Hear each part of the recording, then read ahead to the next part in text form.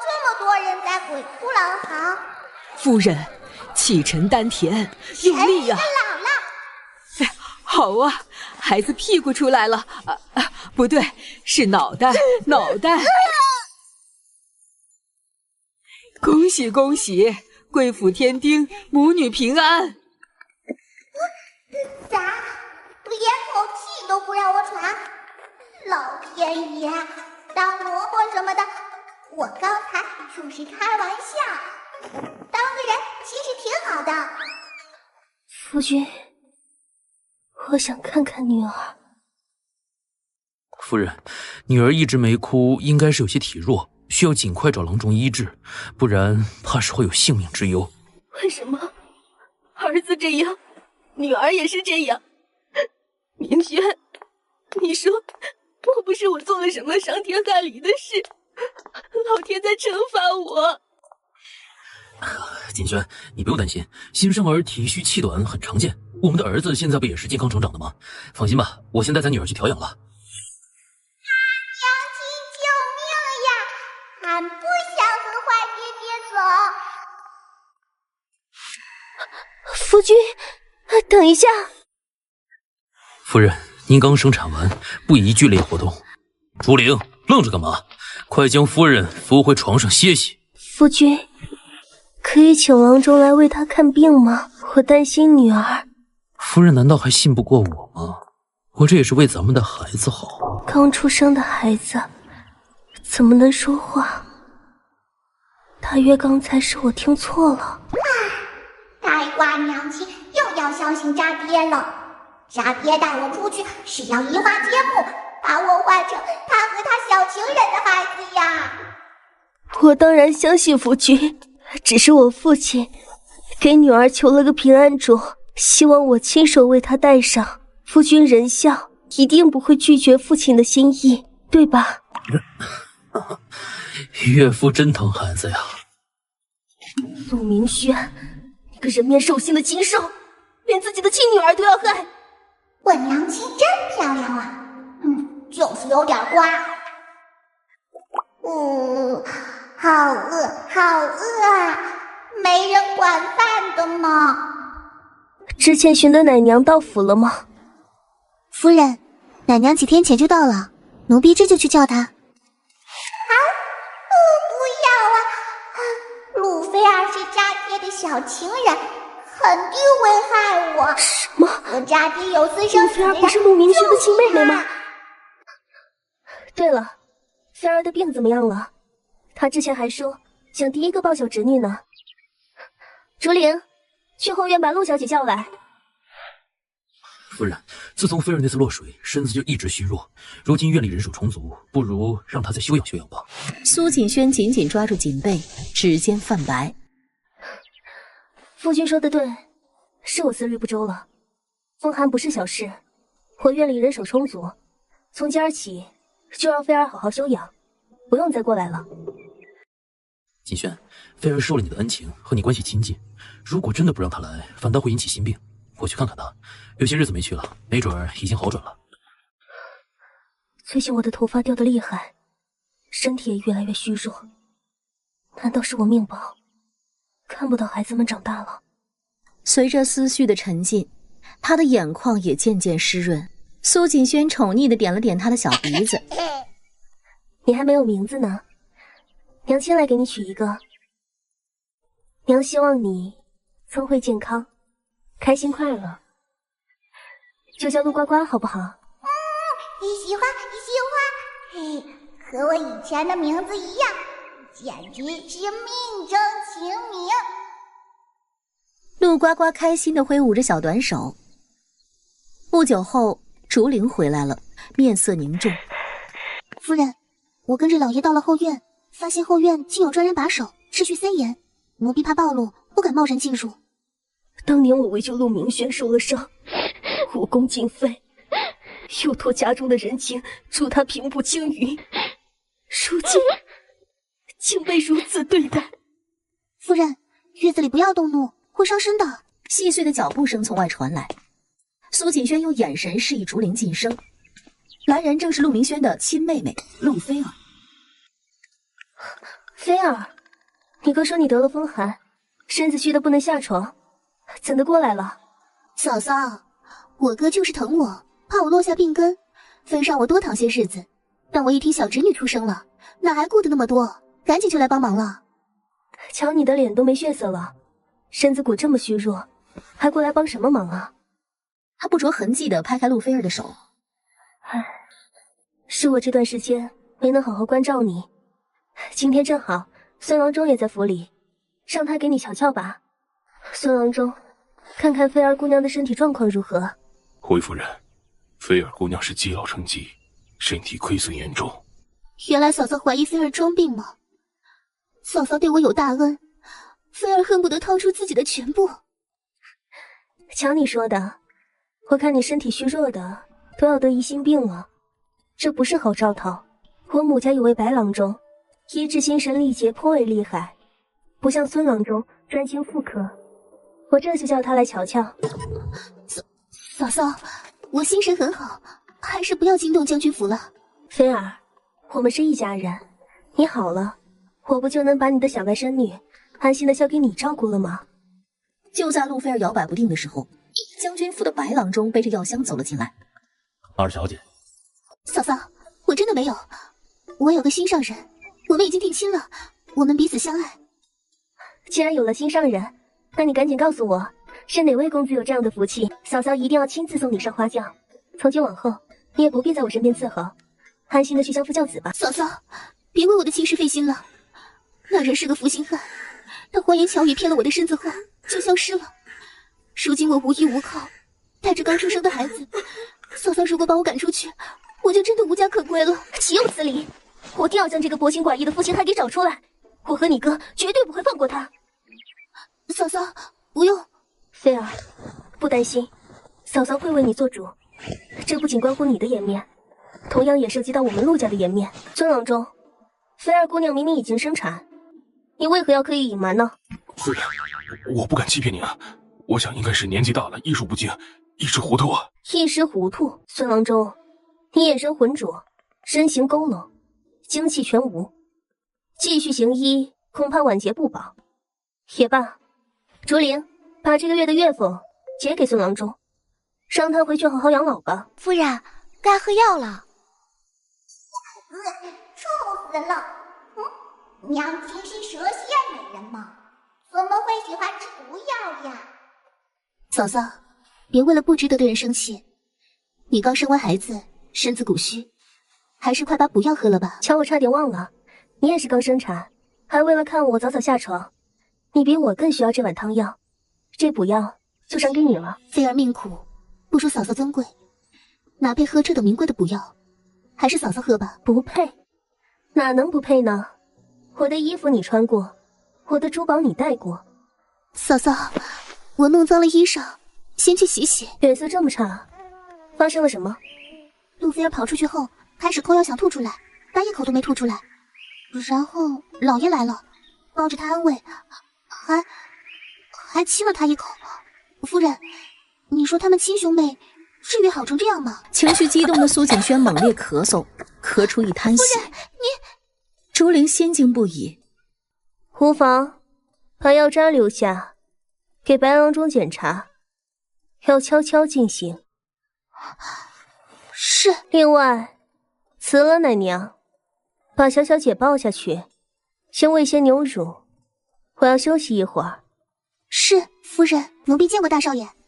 哦，我来看看妹妹，你对一下吧。他抬起胳膊，修长的手渐渐伸向呱呱的脖子。呱呱，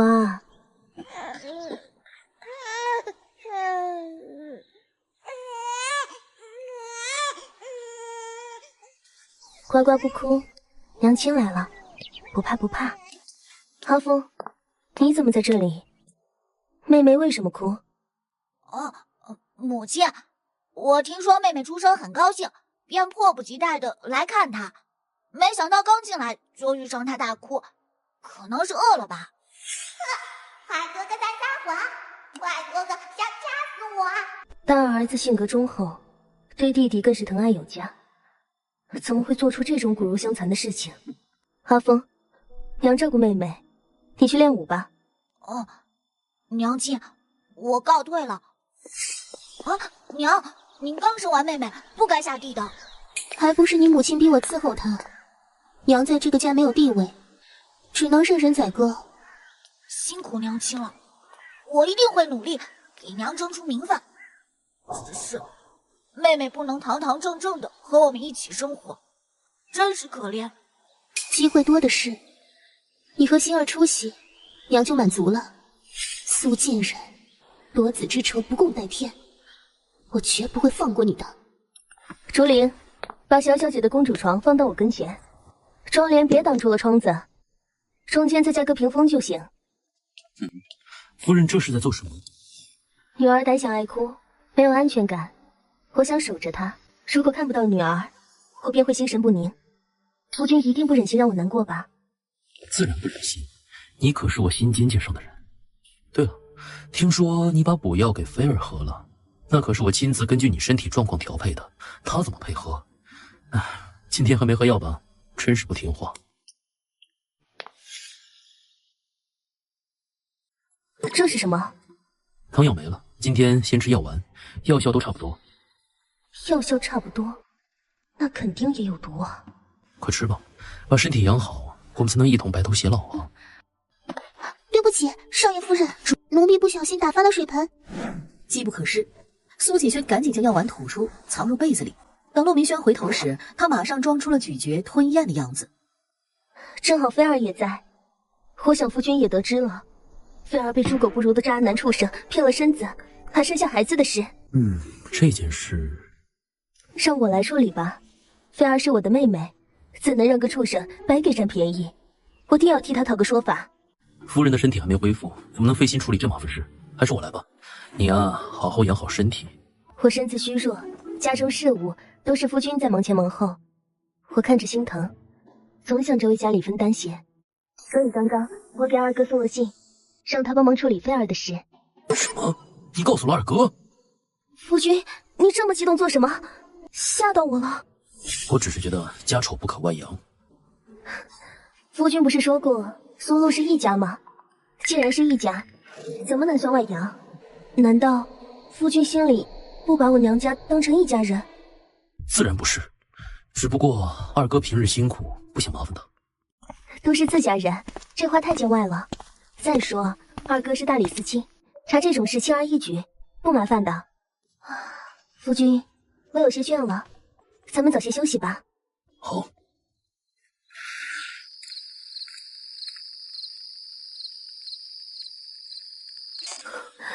畜生，两只畜生！次日，日头跟蛋黄似的跳了出来。陆乖乖的小脚丫蹬开被子，睁大眼睛望着天。嫂嫂，哥让我好好照顾你，我来帮你擦脸梳头吧。我自己来。那我给嫂嫂去拿镜子。这是我吗？哼，黄脸婆，你拿什么与我争？娘亲别难过，等我满月就会变得特别厉害，让娘亲变得漂亮。乖乖，明天就能见到外祖父、外祖母，还有舅舅、姨母了，开心吗？见不到了。明天渣爹要让娘亲睡死过去，把我藏起来，好让那个孩子来代替我。好着急呀！夫人，您和竹林姑娘的燕窝熬好了。不能喝呀，不能喝！喝了燕窝就睡了。我好想告诉娘亲，除了竹林姐姐，其他人都是坏人，坏人！你盯着我干什么？还不快去做事！哎，奴婢告退。竹林，来吃燕窝。你，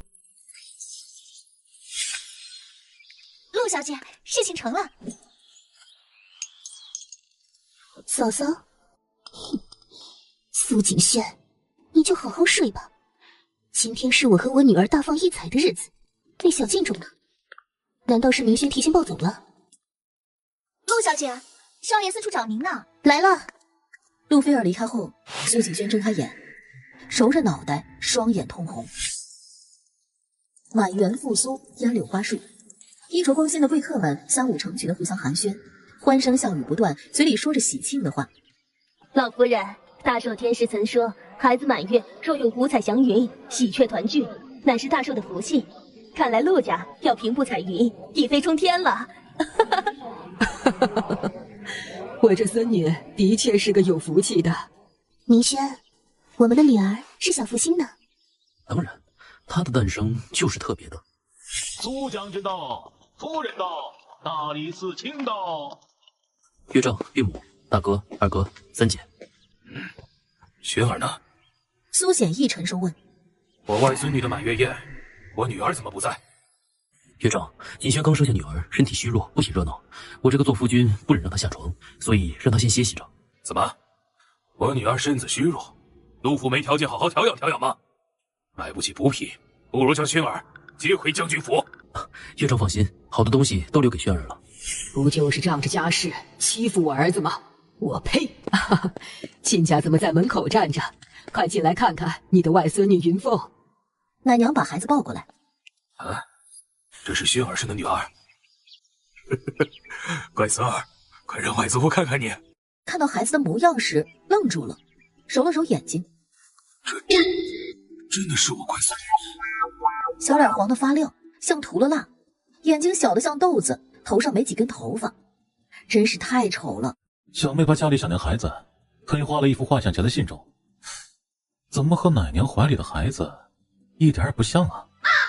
画像中的孩子可爱动人，与眼前的丑陋形象截然不同。陆明轩心中愤怒，握紧衣角。苏锦轩实在是太欠考虑，太以自我为中心，竟然敢在家里写信画画像。陆菲儿转动着眼珠。苏大人，嫂嫂的画再好，也总会有插曲。我问你了吗？苏北岩斜着眼睛看他，多嘴。陆菲儿被噎得脸颊通红。我们都来了，已经很久没见女儿了，我有些担心，不如抱着外孙女去看看女儿。夫人发话了，苏显义自然听从。亲家，烦请带路。我女儿虚弱不便出门，那我们就过去看看。抱着孩子去，这岂不是暴露了？正当一筹莫展时，陆松风拦在他们面前。外祖父、外祖母，今早外孙去了母亲的房间，母亲精神萎靡，叮嘱外孙今天谁都不见，所以外孙不敢违背母亲，还请外祖父谅解。苏显义和孟青云对视一眼，老两口的眼中透露出失望。女儿连他们都不想见吗？但外孙这么说了，他们也不好让外孙为难。好吧。陆明轩紧绷的后背瞬间松弛了，不愧是他和菲儿的儿子呀。孟青云拿出一条项圈，这是陆家祖传的项圈，得此项圈便能继承陆家一半的财产，我要亲自给我的乖宝戴上。陆明轩和陆菲儿都激动地盯着这条项圈。娘，这项圈怕是戴错人了。陆明轩见苏锦轩带着他的女儿，瞳孔骤然收缩。陆菲儿的嘴更是抖得厉害。他怎么会醒过来？女儿妹，陆家人纷纷上前。轩儿，你怎么出来了？松风说你累得很，不愿见家人。松风怎么学会说谎了？娘，我刚出月子，有些贪睡。不过，苏锦轩眼眶湿润地看着母亲。我再累也不会不见家人的。松风一定是听错了。陆呱呱在一旁也配合的奶里奶气，咿呀咿呀叫了两声。孟青云看去满眼放光。星儿，这是……娘，这是我女儿，您的外孙女，呱呱呀。苏北岩忙挤过来，像，真像，就像从画上爆出来似的。突然想到什么，苏显一转身，目光犀利地扫向陆家人，指着奶娘怀里的孩子，声音拔高：“这孩子是谁？为什么冒充我外孙女？”捂着胸口直喘气。满脸震惊地冲到奶娘面前查看孩子。你怎么做事的？我一没注意，你竟然把孩子抱错了。然后转向苏显义拱手。岳父，是我疏忽了。哼。随即走到苏锦轩面前，深情款款地看着他。夫人坐月子，家中上下都乱了，我定会严惩奶娘，希望夫人能原谅我。这套虚伪的做派让苏锦轩感到恶心。他微微一笑，哼，夫君怎么不告诉我爹，这孩子是谁呢？这……难道夫君也不知道？想来是个行为不检的丫头，偷生在府上的，那就送到孤幼坊吧。苏锦轩眨了眨眼，不要！陆菲儿忍不住叫了出来，这是我的女儿。苏锦轩适时做出惊愕又愤怒的表情。之前听你说过，你被人欺骗感情，生了孩子，我还想着为你做主，可你为何要让你女儿顶替我女儿？陆菲儿捂着脸低声抽泣。嫂嫂，是奶娘的错，我什么都不知道啊。宾客们满脸讥讽。听说这是陆家的私生女，私生女生了个私生女，果然母子一脉呀。嘿，未婚先孕，真是丢人现眼。陆明轩心疼坏了，埋怨苏锦轩：你为何要当众让菲儿下不来台？这就开始护短了吗？苏锦轩失望地看着他。难道是我逼他生的孩子？是我逼他承认的？夫君一心想着菲儿，怎么不想想我们女儿差点被顶替？菲儿是我妹妹，呱呱是我女儿，手心手背都是肉，还请夫人理解。好个情深意重的情妹妹啊！宾客们支棱耳朵看热闹，被陆老夫人僵着笑打发走了。苏锦轩泪眼婆娑地看向陆老夫人：婆母，此事关系到陆家的声誉，菲儿也算是你的女儿，我身为嫂嫂可做不了主。陆菲儿不知廉耻，败坏家风，对奶娘管理不当，张嘴50，面壁10日，禁足1月。儿媳呀，陆菲儿虽不堪，但孩子何其无辜，再怎么也是陆家的血脉，送去孤幼坊恐怕会污了陆家的名声。让坏蛋蛋留下，坏蛋蛋在眼皮底下才是最安全的。感觉坏蛋蛋的气息好熟悉，怎么想不起来了呢？陆家家大业大，一个孩子而已，也能养得起，留下吧。掌嘴的下人犹豫着上前：老夫人，要现在张嘴还是……陆菲儿用惊恐、楚楚可怜的眼神看向陆明轩。陆明轩心疼，却无法表现。夫人，要不等岳丈他们走了再施行家法吧？家法要立刻执行，事后再说有什么意义？若是传出去，岂不是让人以为陆家没有规矩？难道贤婿认为我们是外人吗？小婿不敢执行家法。陆菲儿的脸像开花的红枣馒头，捂着脸抽泣着逃离了。陆明轩背过身，眼角泛红。房子太小，院子的花草也不够鲜艳，改天让你妈挑些宫里的玉品过来。好。外祖父、外祖母，我在这儿，别忘了我呀！难道我老糊涂了，出现幻听了？嘿嘿，不客气地说，我想要皇上赐下的玉石。给，立刻回府搬过来。三妹，这陆家乌烟瘴气的，你那小姑子……二哥，陆菲儿不守妇道，虚伪得很，不是个好相处的，我会多加留意。小妹自从生了呱呱后，变化很大，你能有所分辨，二哥很高兴。总之，小妹要小心。二舅舅他要小心呢。二舅舅最近办的女子失踪案的证据要被人烧掉了哟，皇上知道了会打二舅舅屁屁的，真惨。小妹，我还有事，先走一步。哦，小妹，你让我查的事，过几日便会有眉目。大点声呀，我也想听听八卦。轩儿，你瞧呱呱跟小大人似的，看样子也想插嘴呢。老陆家真是祖坟冒青烟，才得了这么个宝贝。谁？哦，孩儿来看妹妹，见母亲和外祖母说话，不敢叨扰。真懂事，想来风儿和你有话说，我和你爹就先回了。母亲，我可不可以替姑姑求个情？好，姑姑刚生完堂妹，又遭了打，再过几日一定受不了。更何况堂妹刚出生，不能没有娘亲的照顾。你姑姑对你是真心实意的好，你也是个知恩图报的好孩子。我……哎呀，娘亲笨蛋！老thái大哥是家爹和小晴儿的儿子，当然要对他好了。当初家爹和小晴儿调包了我的亲大哥，看着娘亲从外冒牌货，真是气死我了！我的亲生儿子到底在哪里？娘，风儿，大赦以孝为先，令是祖母下的，你为何要让我出面求情？难道是想让我逆反祖母，不孝于他吗？难道风儿想背负不孝的名声？是儿子考虑不周，儿子先去练剑了。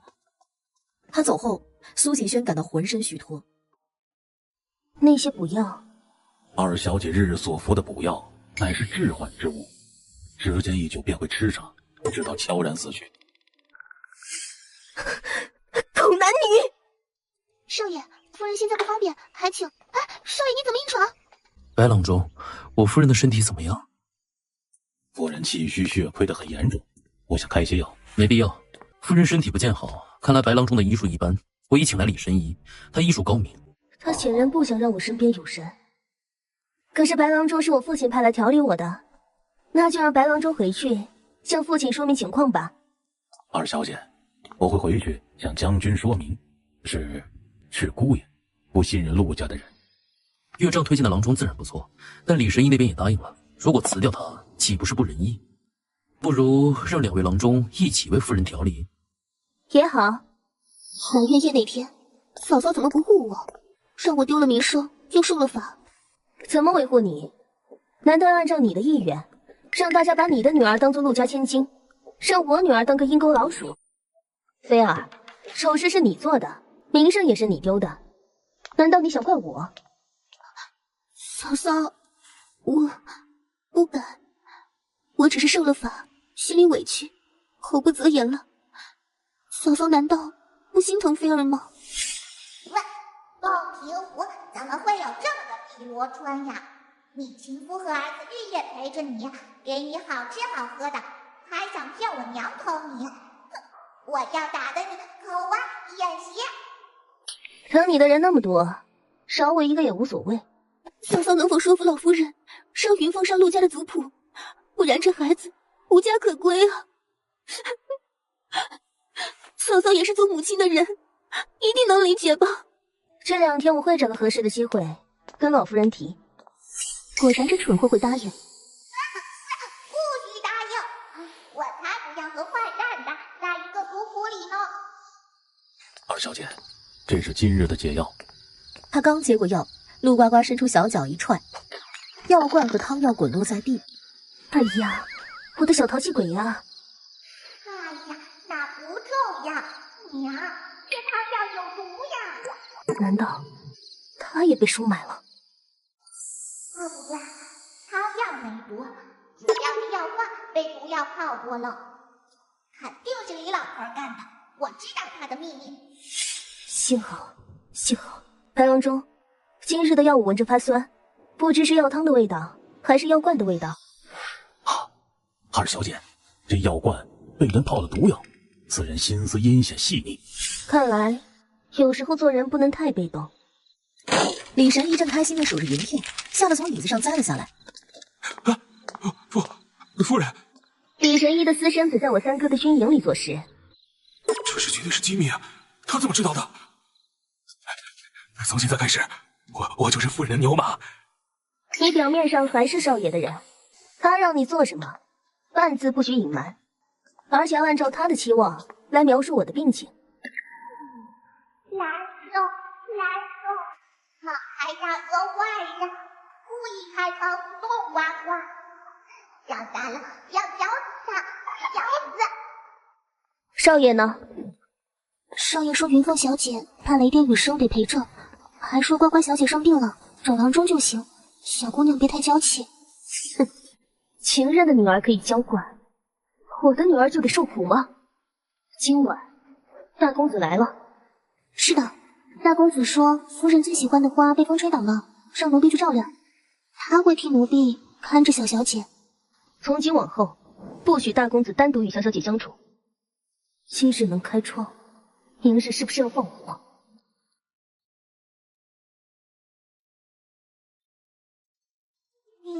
谢谢草药姐妹们，我的灵气在慢慢恢复，会报答你们的。娘亲会好起来的，娘亲要壮壮。早晨起来，苏锦轩发现自己出汗少了，掉发也少了，精神头明显好了许多。嫂嫂何时同母亲商量，让云凤上陆家的族谱啊？夫人，孙二少来信了，一个时辰后。正要同你说这事儿呢，给我点时间照顾呱呱，你也回去准备一下吧。多谢嫂嫂。想我当年也是要风得风，要雨得雨，现在连个点心都得不到。熟悉的味道，哦，来了，小人生气，等着瞧吧。这一世我要让你输得一败涂地。婆母，菲儿的女儿生来没爹，总归是不行的。若是上不了族谱，将来上学、嫁人都会受影响。所以我决定，儿媳说的对，云凤体内也流着陆家的血，该上陆家族谱。婆母说错了吧？怎么能上陆家的族谱？你什么意思？婆母，菲儿和男子私定终身，并生下了孩子，出于情理，孩子应该跟男方姓，也要上男方的族谱。我们若是越俎代庖，把菲儿的孩子上了娘家的族谱，万一哪天东窗事发，男方家找上门来，那我们陆家岂不是惹上了麻烦？他看向陆菲儿，给他扣上了人笑的大帽子。夫君是今日太劳累，才能力不足吗？你什么意思？夫君，菲儿，我二哥寻到了菲儿的相好，云凤的亲爹。你说什么？寻到了云凤的亲爹？我就是云凤的亲爹啊！我的相好？是啊。哎，这不来了！花厅里所有人都朝外看去，一个身穿花袍、脸色坑洼不平的男子大摇大摆地走了进来，手里提着一个鸟笼，眼神四处游移。陆菲儿惊恐地后退了一步，看到他心虚的样子，苏锦轩心中暗自感激女儿无意中透露的秘密。菲儿，你认识他吗？我不认识。什么？菲儿，你现在嫁给了有钱人，就不认我这老相好了？你和他有关系？哥，他不是，你要相信我。好痛！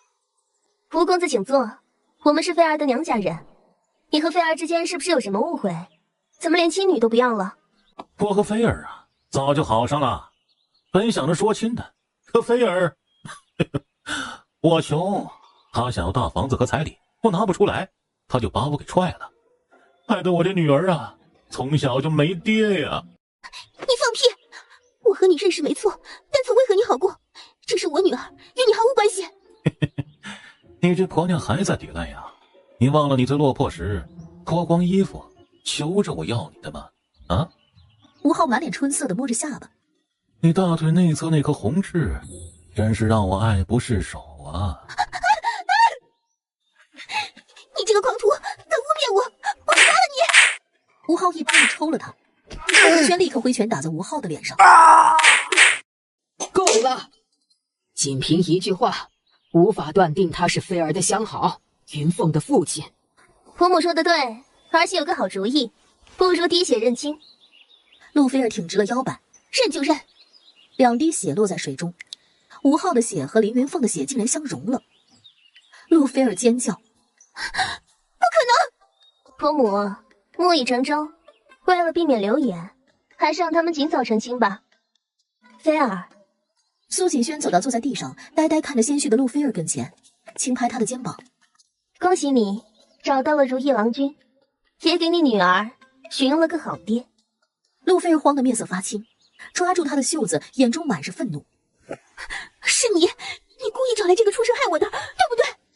苏锦轩不悦地甩开他：“菲儿，你疯了！你们若不认识，我就算想害你，也找不到他。我对你一向很好，你却如此诋毁我。真让我心寒，我原本还打算给你丰厚的嫁妆，现在算了。娘亲绝不会背叛爹爹，妹妹也不是别人的孩子，娘亲是被奸人陷害的，我要证明给爹爹看。便取出准备好的水盆，先滴下自己的血，再滴下一只鸡的血。只见2滴血在水中融合。在陆明轩惊愕的目光中，陆松风问道：“爹，难道我和这只公鸡是兄弟？那盆水有问题啊！”陆明轩急匆匆朝外跑去，陆松风紧随其后。第二天早上，鞭炮声震天，吵醒了正酣睡的呱呱。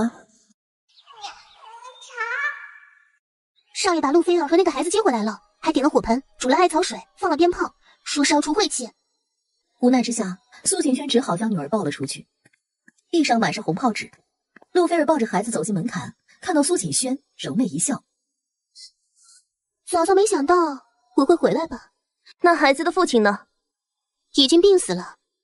这种丧心病狂、没有担当、胆小如鼠的狗男人，死了也好，活着只会受尽折磨，真是不得好死。”刮大风呀，崩死你们！哼！远处的风卷起残余的炮仗，正好推进火盆中，炮仗噼里啪啦响起，惊得他们尖叫不已，裙子和脸上被炸得黑乎乎的。陆呱呱高兴地拍着手：“菲儿虽不是我亲生的，但也是陆家的千金。云凤也是陆家的孩子。那负心汉死了，云凤就上我们陆家的族谱吧。”母亲，儿子昨晚晚了一步，云凤已经上了吴家的族谱，这就要麻烦夫人了。二哥与官府长级大人关系密切，只需一句话。夫君常说要做公正廉明的好官，今日怎么让我二哥做这种肮脏的事？听说想更换族谱户籍，需等5年，难道连这5年都等不及？不过是一句话的事，竟如此费劲。他现在愈发不听话了，该好好教训了。几日后，坊间传出消息，在一条花柳巷子里发现一个全身赤裸、浑身红疮、死于花柳病的男子。这个男子正是吴昊。哦呀，我这家爹为了贾姑姑真狠呐！找病的姑娘下药，弄死了吴昊呢。苏景轩的手不由得颤抖。竹林，你放出一条消息。走，脏东西！你骂谁脏？骂的就是你！你男人吴昊死于花柳病，你和他同床共枕，说不定也染上了呢。哎，快滚！胡说，他不是我男人，我已经回陆家了。你男人都死了，还不是任凭你这么说？听说你女儿已经上了吴家的族谱，还想抵赖呢？快滚，脏东西！定是苏景轩做的，若不是他，我的天才女儿怎会被那些臭百姓用鸡蛋砸成这样？菲儿，你受苦了，待我耗尽他家的油水，一定替你报仇。你们不仁，就别怪我不义。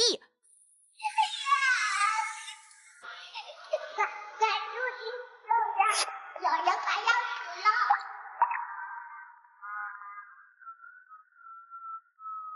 住手！风儿，你在做什么？母亲教导你这么多年，难道是教你去心灵弱小吗？啊？他怎么会找到这里啊？难道知道了这个秘密？不，绝对不会的。不会，母亲，这奴才不听话，偷偷杀了好多鸡烤着吃，天天偷懒不干活，我才训诫他的。我气死了！老谭我是个大魔鬼，他等于是我的鸡大哥呀！我的鸡大哥快被打死了！我从小教导你要和善仁义，你却用如此残忍的方式对待下人！给我滚回房间面壁思过！不许听大魔鬼的话，他想害死我大哥哥。不必了，风儿还是回去面壁思过吧。虚伪，滚开！我们是来救你的，遇上我，你就小海吧，走，跟我们走。我自己走。到你学校。鸡坏蛋！陆松风眉心狠狠一跳。回去的路上，头顶上的乌云愈发浓重，忽然一声落在他身上，他惨叫一声，蹲下身摸了摸脑袋，黑乎乎一片，还有股烧焦的味道。这孩子真可怜呐，气血几乎被抽干，而且他已经失去了生的意念。求求你，救救他，请救救他！大哥哥好可怜，生下来就被丢到后院，被人当成玩具，4岁就开始干活，被人当狗骑，还不给饭吃。夫人，听说您救了个奴才，还把他带回房里了。救个人罢了，难道也要让夫君抛下朝政，特意过来一趟？我们两家世代幸福，常年放生，积德行善。伯母也曾经救过人，夫君却没那么关心。还不是因为风儿第一次被您打，竟是因为一个奴才，跑我跟前哭得直落泪。夫君难道不看看你儿子做的好事？小小年纪就如此残忍，难道不怕他现在虐待下人，将来长大了杀父吗？把这奴抬出去。是，我会好好教育风儿的。这奴才因陆家受伤，我寻了医馆治他，自会负责到底。你二哥他若是还如此，任凭夫君处置。单说有所好转，便把他留在我院里吧。一个卑贱的奴才而已，不配让夫人挂怀，还请夫人把我丢出去。大哥笨蛋，真是亲娘了。夫人，少爷吩咐小书房给白郎中的饭菜里下了泻药，然后让我来给这奴才看病。好恶毒的畜生！怪哉，面上死气浓郁，脉搏却逐渐生机。这孩子福大命大，阎王都不肯收他呀。夫人，为夫知道你心善，那便为他准备一口棺材下葬吧。夫君说什么呢？这孩子已经转危为安了。什么？身体壮壮。昨个说这孩子能活，便留在我院里了。夫君人品高洁，言而有信，想来不会小赖吧？自然不会。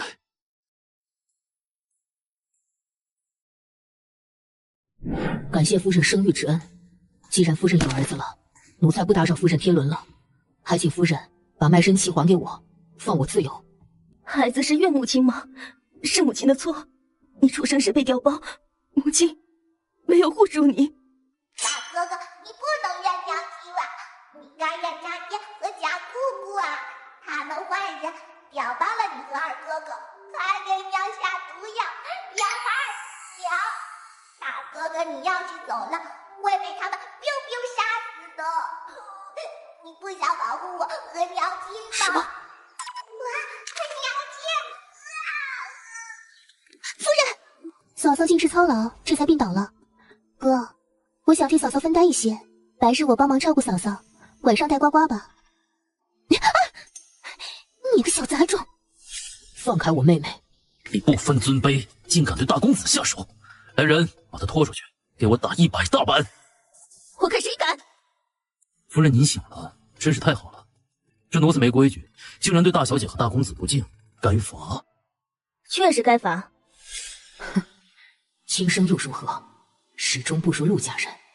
我还没死呢，菲儿却粗暴对待呱呱，该罚。松风性情暴虐，随意打人，也该罚。嫂嫂，夫人难道糊涂了？是这奴才对他们不敬。他是我院中的1等护卫，得了我的吩咐，任何人不得靠近院子分毫，有问题吗？护卫？他不会武，怎么能担此重任？我再给夫人寻一个。难道夫君是在强迫我吗？行之，送他们出去。刚才见你力气大，反应迅速，是不是私下偷偷练过？大公子常常撕武书，我就捡起来，偷偷习武。我大哥可厉害了，他可是武曲星下凡，要不是遇上我，名声早被冒牌货抢走了，还会被剥皮阉割呢。自学武功不好，容易走火入魔。明天我带你去拜见一位厉害的人，你跟他学武怎么样？行之听夫人的，在阴沟里活了几10年，终于能见到阳光了吗？我们在陆家如履薄冰，要处处小心。不把你认回是为了保护你，带你回苏家是为了告诉你，娘亲认你这个儿子。行之眼圈通红，没来得及说感谢的话，便被小奶团拽住裤脚。走，丫丫、猪猪、姑姑等我呢。父亲、母亲、大哥。苏锦轩哽咽着一一叫了出来。回家就好，总算又见到我女儿了。三哥，这是行之，小妹觉得他是练武的好苗子，但没有师傅带，三哥能否？哦。苏怀安拳头如暴雷般挥出，吃饱又养好的行之反应迅速的避开，这让苏怀安十分满意，似乎看到了年轻时的自己。哇，三舅舅，头啦。苏北岩捂住小奶团的嘴。小祖宗，你怎么胡说呀？你三舅和三舅妈的感情深厚，我不可能做那种事。小奶团捂住耳朵。不记得，爸爸不记得，三舅母每天和俊叔叔幽会。苏怀安惊讶于自己能听到外甥女的心声，心中却只觉得一片绿意。过了晌午，苏怀安急着往外走，走到一半却停下，低头看去。小家伙抹了抹嘴上的肉沫，仰着脸儿。我要去。于是，一大一小浩浩荡荡的朝茶楼走去。奶团子推开门，小手叉腰，气势汹汹的喊：“我们来捉鸡啦！”房间里，一名女子和男子相拥。傅锦纯，我真心待你，你竟然背叛我！傅锦纯，原来你喜欢这种小白脸。我们隔离这两个字还没说完，小奶团已经爬上了桌子，惊慌的捂住他的嘴。错了，我弄错了，这不是三舅母，是三舅母的妹妹啦。苏怀安愣住了，他的妻子是双胞胎中的姐姐傅锦纯，妹妹则是傅锦柔，二人长得一模一样。他抓住女子的手，眯起眼：“你是我的小姨子傅锦柔。锦纯呢？你姐姐在哪儿？”我姐夫，跟我来。他带着苏怀安来到一处私宅，里面传来稳婆焦急的声音：“夫人，再用力呀！哎呀，糟了，这孩子是腿朝下，我无能为力呀！保住孩子，我死没关系，我要留下一条血脉给怀安。”砰的一声，门被推开，苏怀安泪流满面：“夫人，你糊涂啊！你死了，我又如何能独活呢？”傅锦柔擦着泪：“姐夫，姐姐怀孕后，郎中多次警告她生产会有生命危险，但姐姐舍不得流掉，又怕你知道这件事，所以才让我替她在你身边。再哭就来不及了，大人们磨磨蹭蹭，再晚一点我就救不了了。呱呱，救救你舅母！舅舅，这是皇上赏赐的尚方宝剑，舅舅送给你。大人糊涂了呀！一个小孩的牙齿能救什么人呐？苏怀安不理会稳婆，夹着呱呱的腋下，把她放到凳子上。不出血。他皱着小眉毛，在尚方宝剑上划了一下。舅母，来，我吸天地精华，厉害着呢。吃了我的血，我的小弟弟就能出来了。给妈妈和我接生，还是第一次给人类接生呢。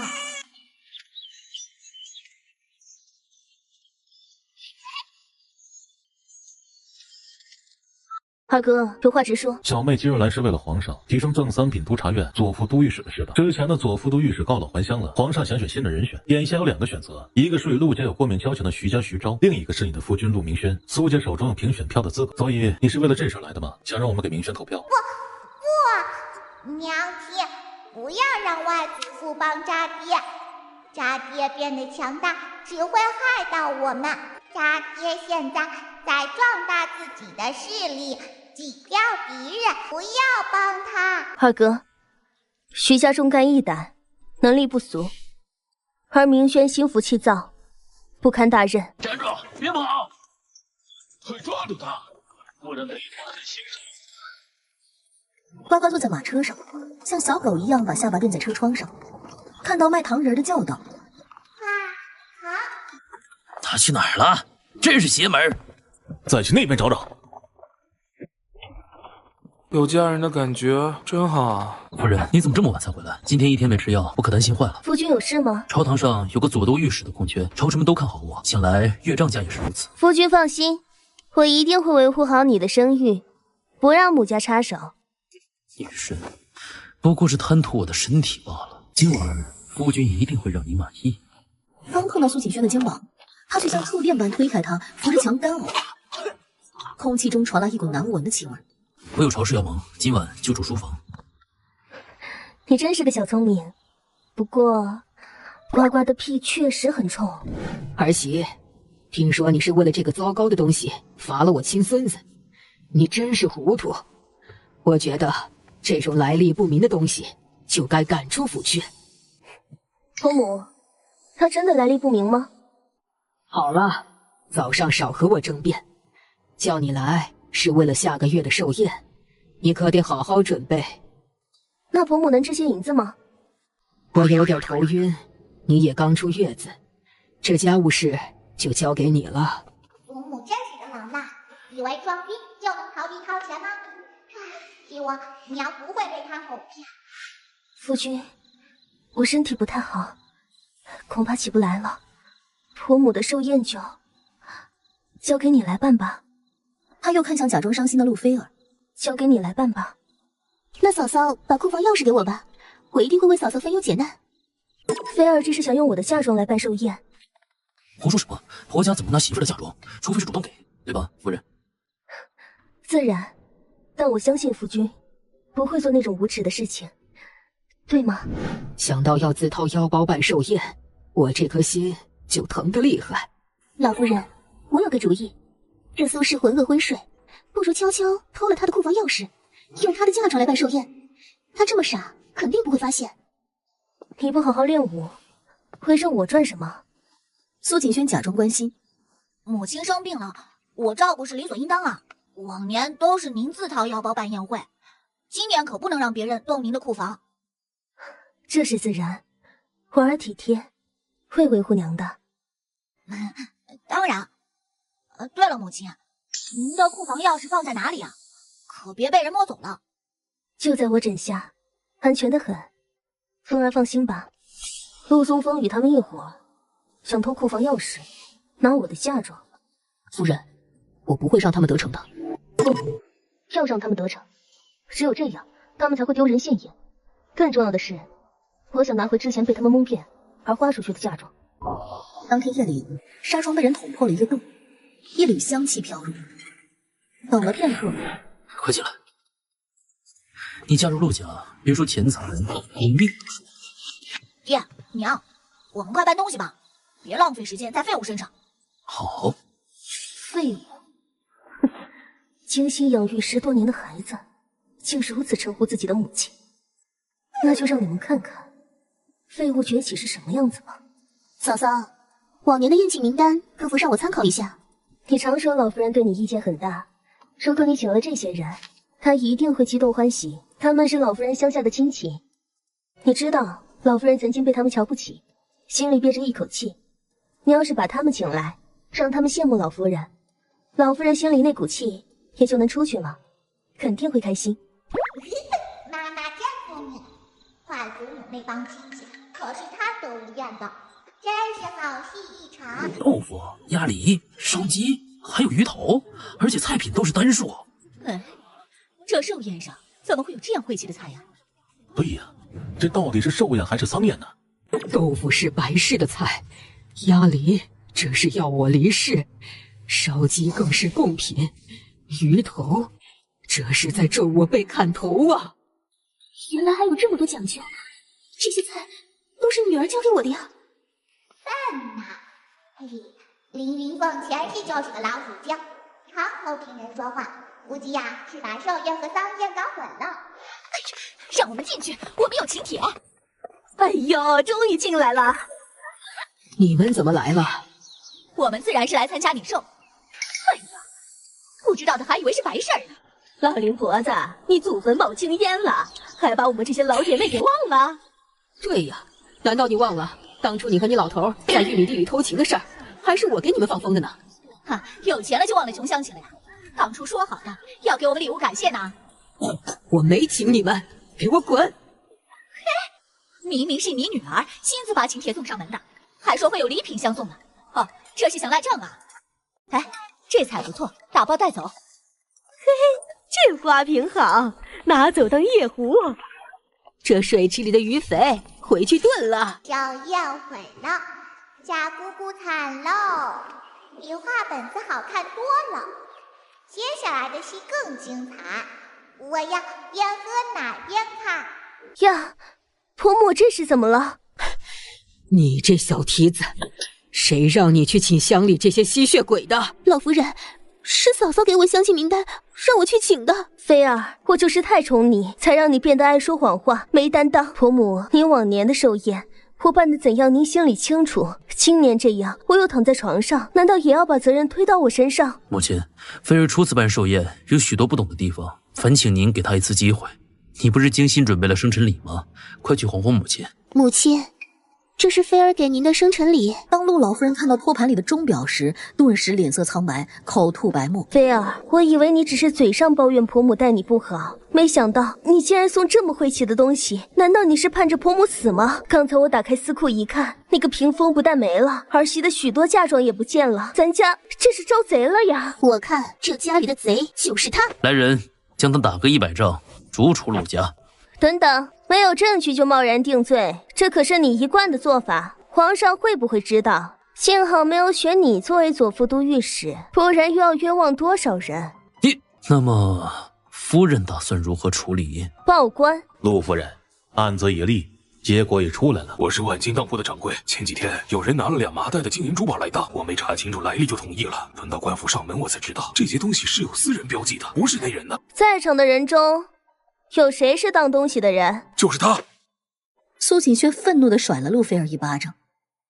菲儿，我当你是亲妹妹，你却拿我当冤大头，偷走我的嫁妆，是谁让你这么做的？陆明轩和陆松风父子俩本能地退了一步。菲儿，大哥理解你想办好寿宴的心情，但你怎么能偷当你嫂子的嫁妆呢？姑姑，你真是糊涂啊！父子俩的眼神中充满警告。嫂嫂，是菲儿一时糊涂，求嫂嫂原谅我。原谅？你希望我原谅你，是希望我自己掏钱替你赎回嫁妆，不让你花1分钱，对吧？嫂嫂，我们毕竟是一家人，家和万事兴。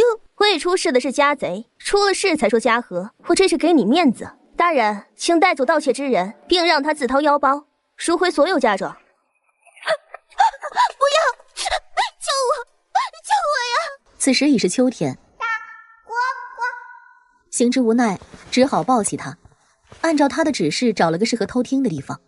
陆松风低声开口：“祖母，父亲，灵隐寺的方丈曾说，母亲是少见的灵芝母体，所以孕育出来的孩子个个灵气非凡，绝非池中物。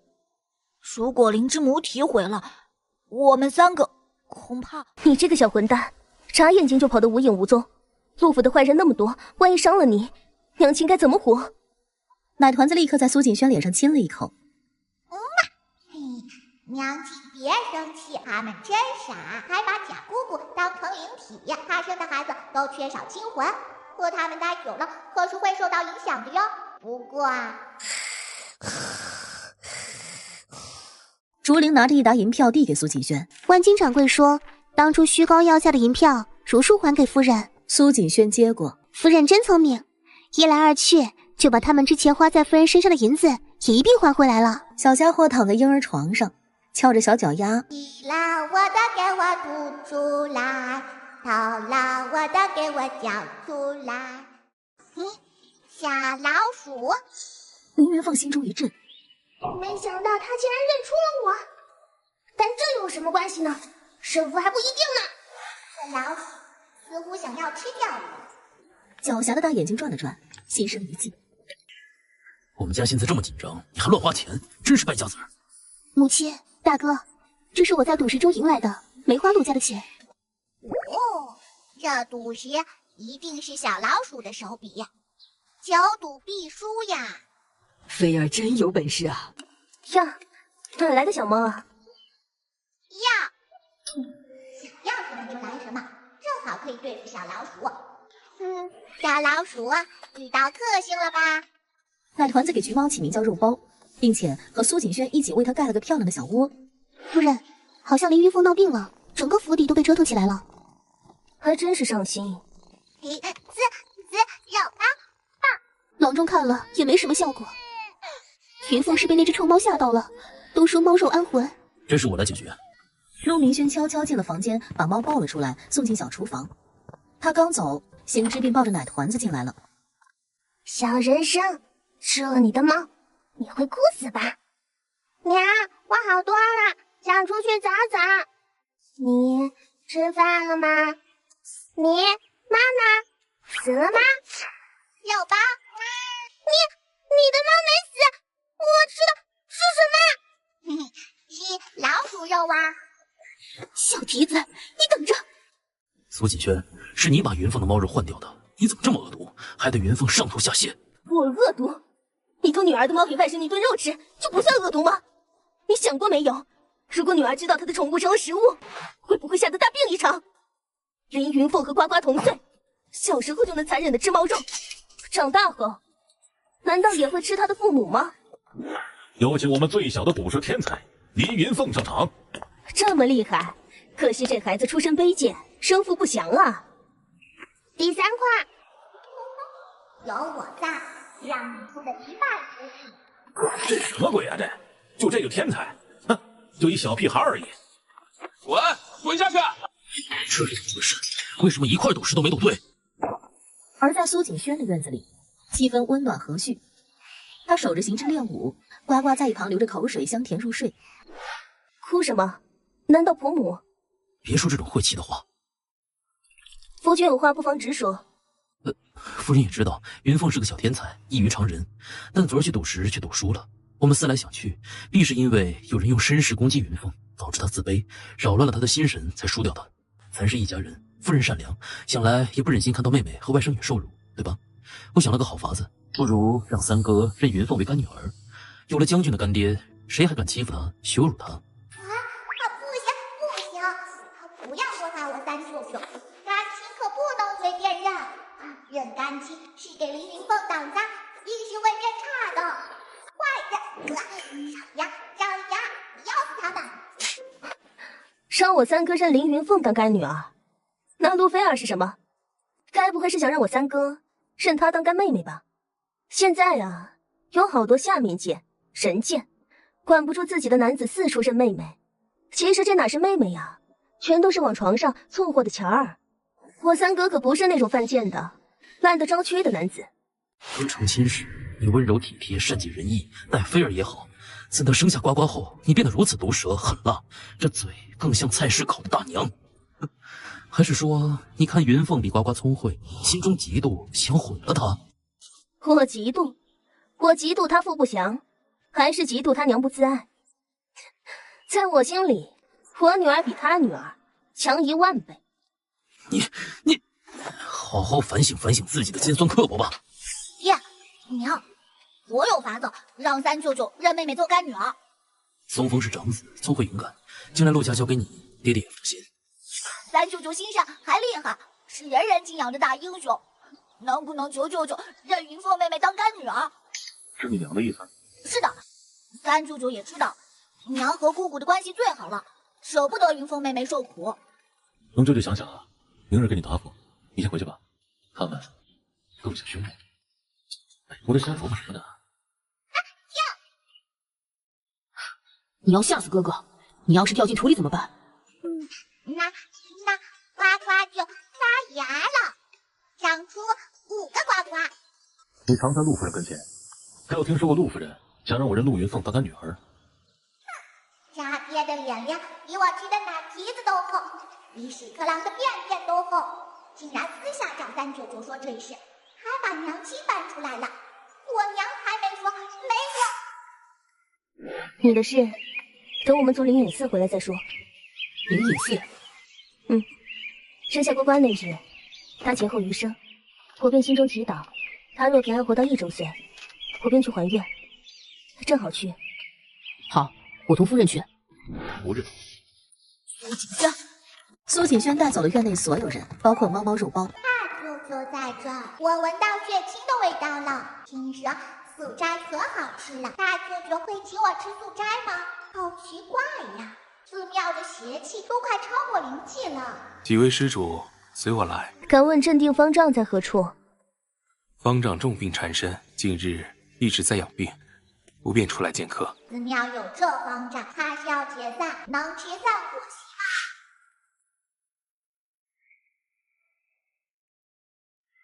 吗？请问镇空师傅可在？能否出来续上一续？镇空师傅近日在闭关诵经，不便见客。有鬼！呱呱睡得不安稳，把自己当成个球，从这头滚到那头，也顺便等娘亲。苏锦轩被年轻方丈叫去诵经了，说是为儿女祈福。臭烟火！抱起小家伙去敲行之的门，行之也醒了。茶房被火蛇吞没，浓烟四起，呛得他们直咳嗽。送完经回来的苏锦轩看到这一幕，双腿瘫软，猛地跪在地上。怎么会着火？来人啊！救命啊！我女儿，我儿子还在里面呀！谁救救他们？娘亲，大哥哥，大舅舅。恍惚中，他看见大哥苏云战靠坐在门口，苏云战如神奇般冲了进去，他拉着行之，抱着奶丸子冲了出来。大哥，这时僧人们才陆续假惺惺地拎着水桶出现。真空，我以为你改邪归正了，却不想你又撬了房锁，悄悄溜出来，放我害人，而且害自己家人。你体内邪祟快压不住了，你们把真空绑起来，先禀告皇上，让天师判邪。不，你们弄错了，我大哥没有放火害人，还是他救了我们呢。坏人，他们是假和尚，他们才邪，大舅舅好可怜。苏锦轩听得眼皮直跳，细细看去，肯定是渣爹和冒牌大哥的计划。苏施主，灵隐寺乃皇家寺庙，扰乱寺庙办事，便是扰乱皇家办事，施主担得起这个责任吗？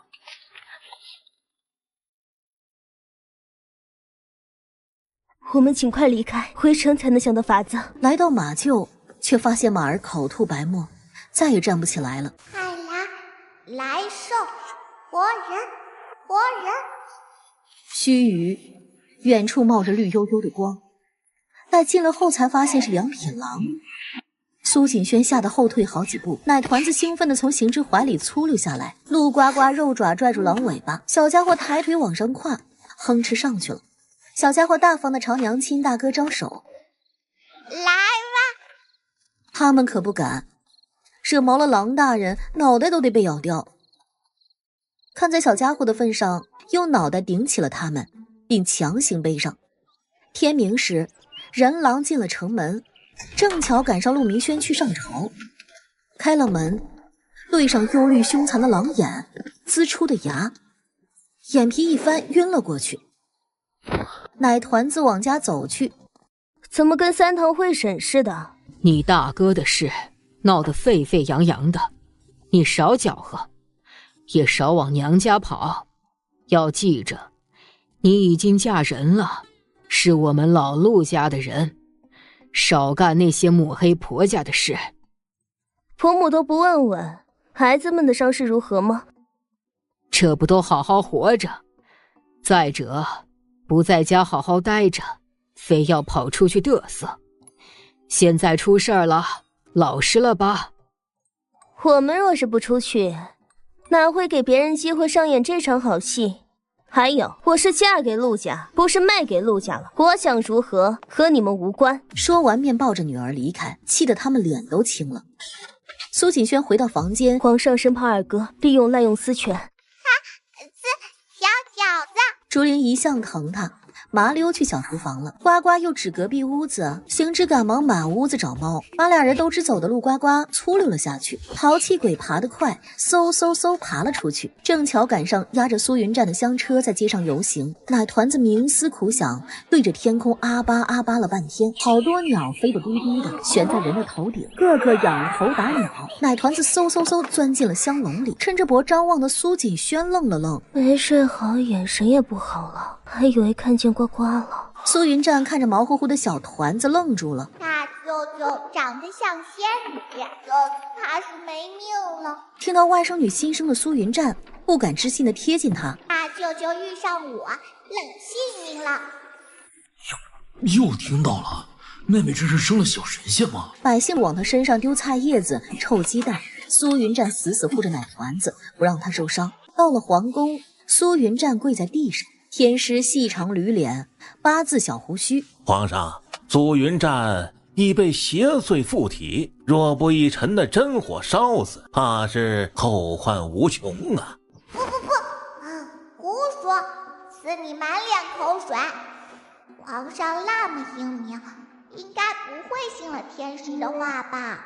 才要说话的皇上菊花一紧，皇上掀开龙椅布帘，对上一双葡萄大的眼睛，他把陆呱呱薅了出来，举在半空看着。苏云战吓得直磕头，脸都白了。请皇上饶过我外甥女，臣愿以死谢罪。你外甥女竟藏在皇上龙椅，我看是你苏家包藏祸心，这孩子必是小妖孽，该一同烧死。该烧死应该是你，你给皇上吃的丹药是害人的，再吃下去，皇上就吃啥啥，好反翻了。不信，我也耗着试试啊！完了完了，龙椅是随便做的吗？龙椅好硬啊，个屁股。皇上连个垫子都买不起吗？真抠呀！哇，冷冷，好看。哇，再好看有啥用？皇上笨笨，我大舅舅他是秘史天师，能诱皇家。被天师陷害了。来人，把天师拖入大牢，择日问斩。皇上，臣做错什么了呀？遇上我是你的劫。恭喜苏西过了朕对你的考验，朕准你还俗，并封你为御用天师。臣领旨谢恩。你在灵隐寺潜伏那么久，有何意吗？回皇上，灵隐寺正定方丈被人下药，常年昏睡，灵隐寺所有的僧人全部大换血，原来的僧人们也不知被藏在了何处。我知道呀，我可是万事通。算我自己太小，还不会说囫囵话。灵隐寺僧人一事，别让你同你二弟三弟去办了，朕倒要看看是谁敢叫浑水。是，你外甥女极讨人喜欢，朕会好好奖赏，也会奖赏她爹娘。赏我和我娘就好了，杀爹有什么好奖赏？他是个坏的，坏的溜油，背叛我娘还要杀我。还有，天师和他那么好，也一起害我大舅舅了。恶意没证据。如今的深恩最大，自流光景五匹，册封五匹诰命一人。我没忘了你。下去皇上，好吧皇上，不得我好气，把龙袍上的龙剪下来给我干什么？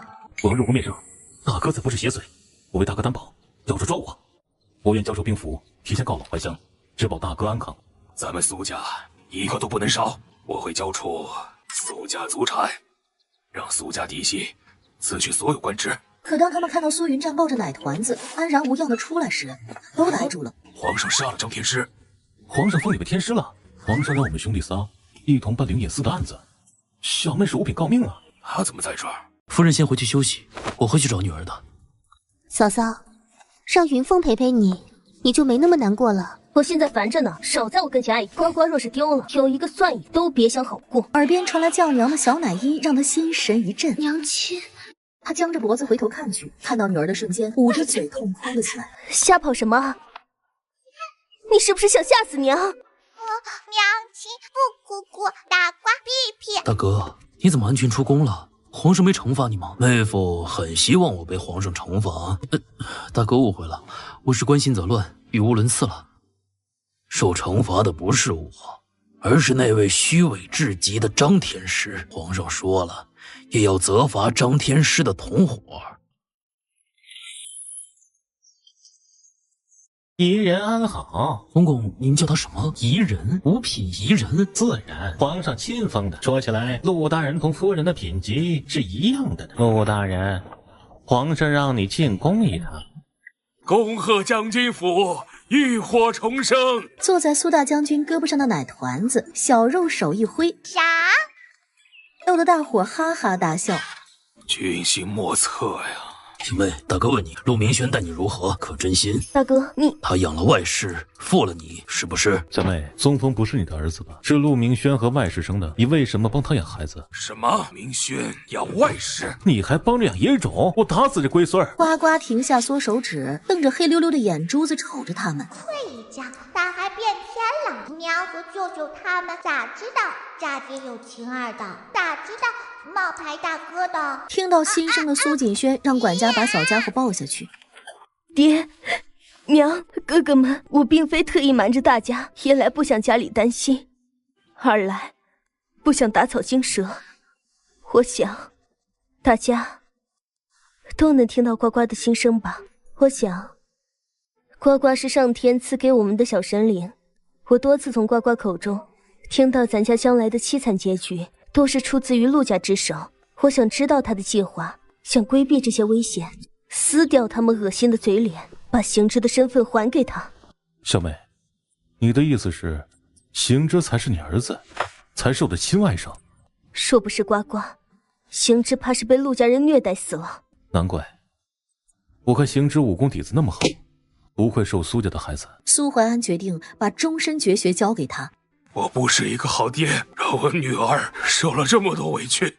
爹娘，你们别这样，是女儿识人不清。当初爹娘说陆明轩是凤凰男，自私无情，不懂感恩，孝义不达眼底，亲戚也不是善茬。我不信，反倒觉得他们出身乡下更加淳朴，为了同他成亲，以死相逼，威胁你们同意。没想到爹娘，好在我已经清醒了，留在陆家，为了孩子，为了自己，也为了我们苏家。推开门，小家伙坐在台阶上，俩小肉手托着小脸儿。我爱生气，好不好？那糖醋肉末能哄好吗？啊，要！苏锦轩只好抱起小家伙。我先回了。等我们从灵隐寺回来后，咱们一家子再好好聚聚。是，我去寺庙。你怎么能去？你太小了，太危险。没我白跑一趟，根本完不成皇上给的任务。不让我去，我就偷偷去。苏锦轩听得心脏病要犯了。大哥，那便带着呱呱去吧。你们带着，比他自己偷偷去要放心。他偷跑这事再来一次，我也就吓得没魂了。这夜，呱呱兴奋得不得了。是不是娘和家爹和离，就能永远住在外祖家了？苏锦轩低垂着眸，和离，我能吗？苏锦轩用过早膳回了陆家，推开房门便看见陆明轩满脸寒气，眼神阴沉地看着他。对了，你大哥是不是跟皇上说我坏话了？不然皇上为何让我在家反思1个月？不让上朝居家反思，会影响仕途的。我大哥人品周正，夫君惹怒了皇上，还是从自身找找原因吧，看看是不是做了什么忘恩负义、虚情假意、丧尽天良的事。清脆的巴掌声让空气都静了。星河呢？不是说一块回来？这么久没归家，我这当娘的心里太惦记了。嗨，惦记啥？他好着呢，长高了，也壮了，学的一手好学问，书院的人都以他为荣呢。啊，他呀，说是刚回来，去见见当初教过他的恩师。星河这孩子心善，打小就仁义，知道感恩。那是自然，弟妹生的孩子个个都是好的。他估计知道苏父非我亲生的事吗？姐，家里来信，我都听说你的事了。未婚先孕的确给陆家丢脸了。是妹妹的错，妹妹。陆菲儿唰的流下泪。行了，哭去，还能撵走你不成啊？再怎么，这孩子是无辜的。是呢，我是怕嫂嫂不喜欢我和云凤。不可能，苏锦轩最善良，干不出欺负柔柔母女的事。他呀，得给孩子们积德，是吧，弟妹？姐这次是特意送星河回来的，还是要办别的事？没礼数，快叫人！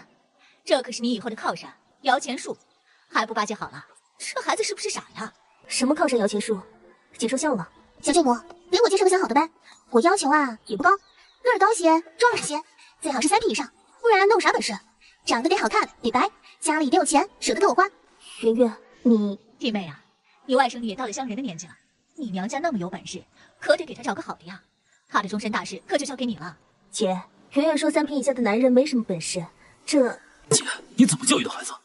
陆老夫人也不乐意了，白了他们娘俩好几眼。小舅母，你头上的簪子真好看，宝石做的吧？看着就挺贵，你把它送给我呗，就当是见面礼了。这是我母亲送我的生辰礼，有纪念意义，不能送你。这个该不是生辰礼了吧？给我，给我！放开他，表姐，再欺负我娘，我就不客气了。娘，我妹妹呢？见信上说呱呱十分可爱，我想看看。你妹妹和舅舅们出去了，顺利的话晚上就回来。什么顺利？你们把我女儿弄哪儿去了？想知道？等女儿回来了，你去问。星儿，这也是你妹妹呀？看看可爱吗？不可爱。苏锦轩心里舒畅极了，他拉着儿子回到房间。娘，儿子这次回来便不走了，河山再美也没有娘亲重要。对了，娘，妹妹和舅舅们做什么去了？娘，我是夫人院内的护卫。原来如此，能做娘院中护卫的人，想来功夫很好，我也放心。娘，我去看看爹。娘，大哥，妹妹，娘，这是儿子在佛前跪了1个时辰求来的，愿娘身体健康。呱呱和舅舅们去哪儿了？去寺庙抓坏人。为什么带呱呱去？他只是个孩子。他连糖葫芦都不要了，甩着小短腿往里跑。被我发现了，你做啥？好可爱，你就是呱呱吧？我是你的二哥哥呀。娘，醒醒啊！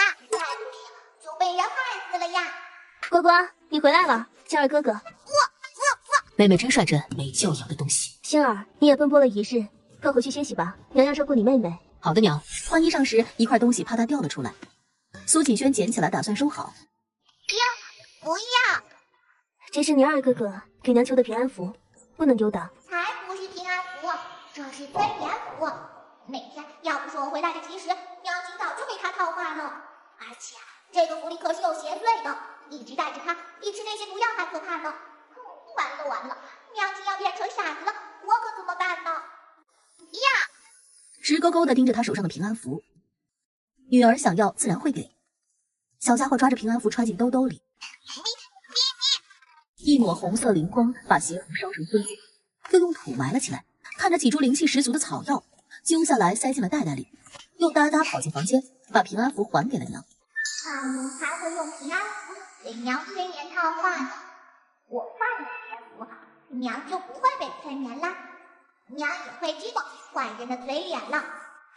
今天是个好日子呀，心想一举二动能成。快哥哥，走！娘二哥哥在家呢，你是不是看错了？那不是我二哥哥，假的，也是家姐和坏姑姑的喽。坏哥哥怎么去养远馆了？话本子里说陆星河是个好男孩，但谁又知道他有这方面的癖好呢？前面好玩，去！想着看不到什么，听听动静也行啊，又忽悠着竹林去了后面。别跑，还想跑？抓住他！站住！一个清秀的少年慌张地跑了出来，翻墙下差点砸到偷听墙角的小团子，竹林吓得魂都飞了。小姐，哪儿呢？鸽子。少年眼神清澈倔强，听着后面穷追不舍的声音，脸上布满了惊慌。正打算跑，被一只软绵绵的小手抓住，他奋力抱起一个堆在墙壁的大大的草筐，吧唧套在了他的脑袋上。看见一个少年没有？方才是有个少年慌慌张张的，撞到了我家小小姐，也不道歉，就往那边跑了。几个壮汉骂了句娘，赶忙追去。谢谢你救了我，但是我没有锅。这奶娃娃真奇怪，不要糖要锅，难道要我做饭吗？我小哥怎么这么笨呀？我叫他哥哥呀。哎呀，小哥这么笨，会不会还让我？你们是迷路了吗？让我走。小姐，夫人找不到你会着急的，难道忘了之前的事了？小奶豆缩了缩脖子，还是怕娘亲的。你住头福客栈，我明天找你。他拍拍裙上的灰，哒哒哒走了。娘，养远馆是个什么地方？儿子怎么会去那种地方？是儿子的同窗在里面没银子了，求儿子送些银子进去。同窗有难，儿子怎能见死不救呢？娘知道了，你是好孩子，不明宣禄妃儿。你们真狠啊，一个孩子都不给我留。他又猛地坐起来，心突突的跳。那我的小儿子在哪儿？他穿上鞋，前院后院挨个走。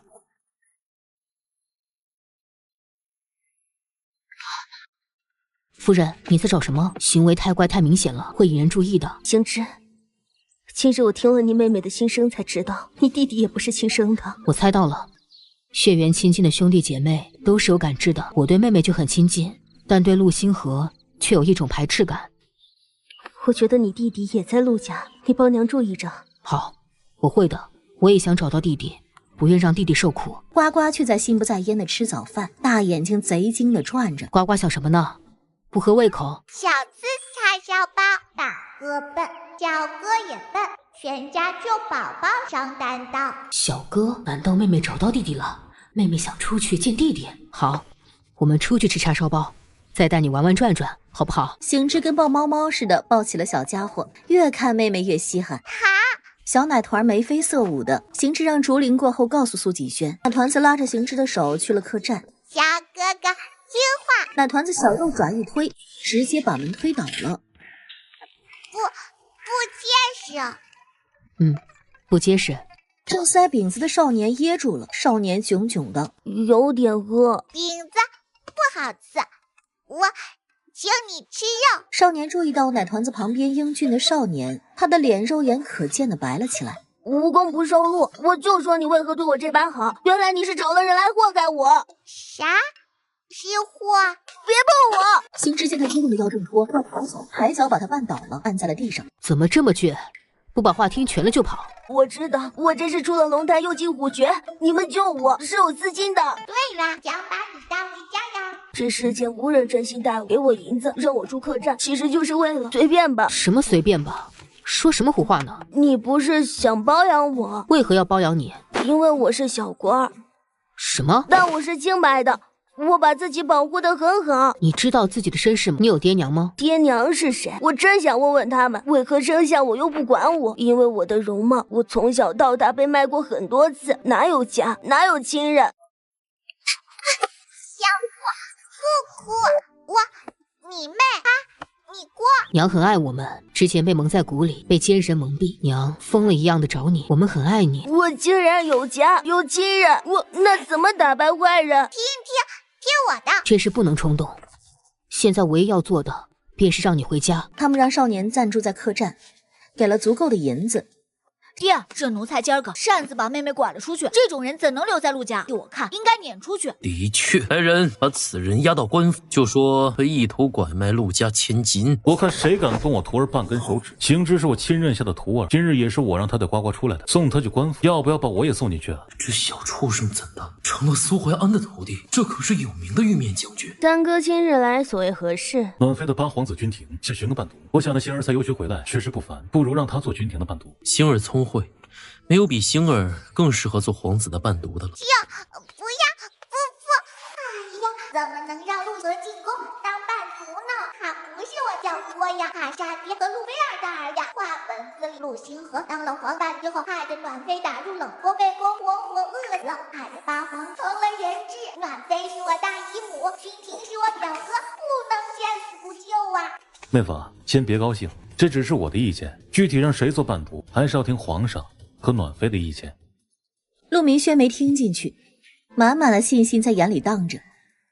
陆明轩回到后院，明轩，我们的儿子能入宫了，真是太好了，将来对我们的计划也有所助力。自然，所以星儿只许成功，不许失败。次日，苏淮安三兄弟一同去上朝，内心却很忐忑，低头瞅了眼背着的花布袋。大哥，这能行吗？这可是上朝啊！皇上昨个私下问了呱呱，便是想见他了。三弟，你常年在战场上，长的都是直肠子，不懂揣测军心，以后同我们学着些吧。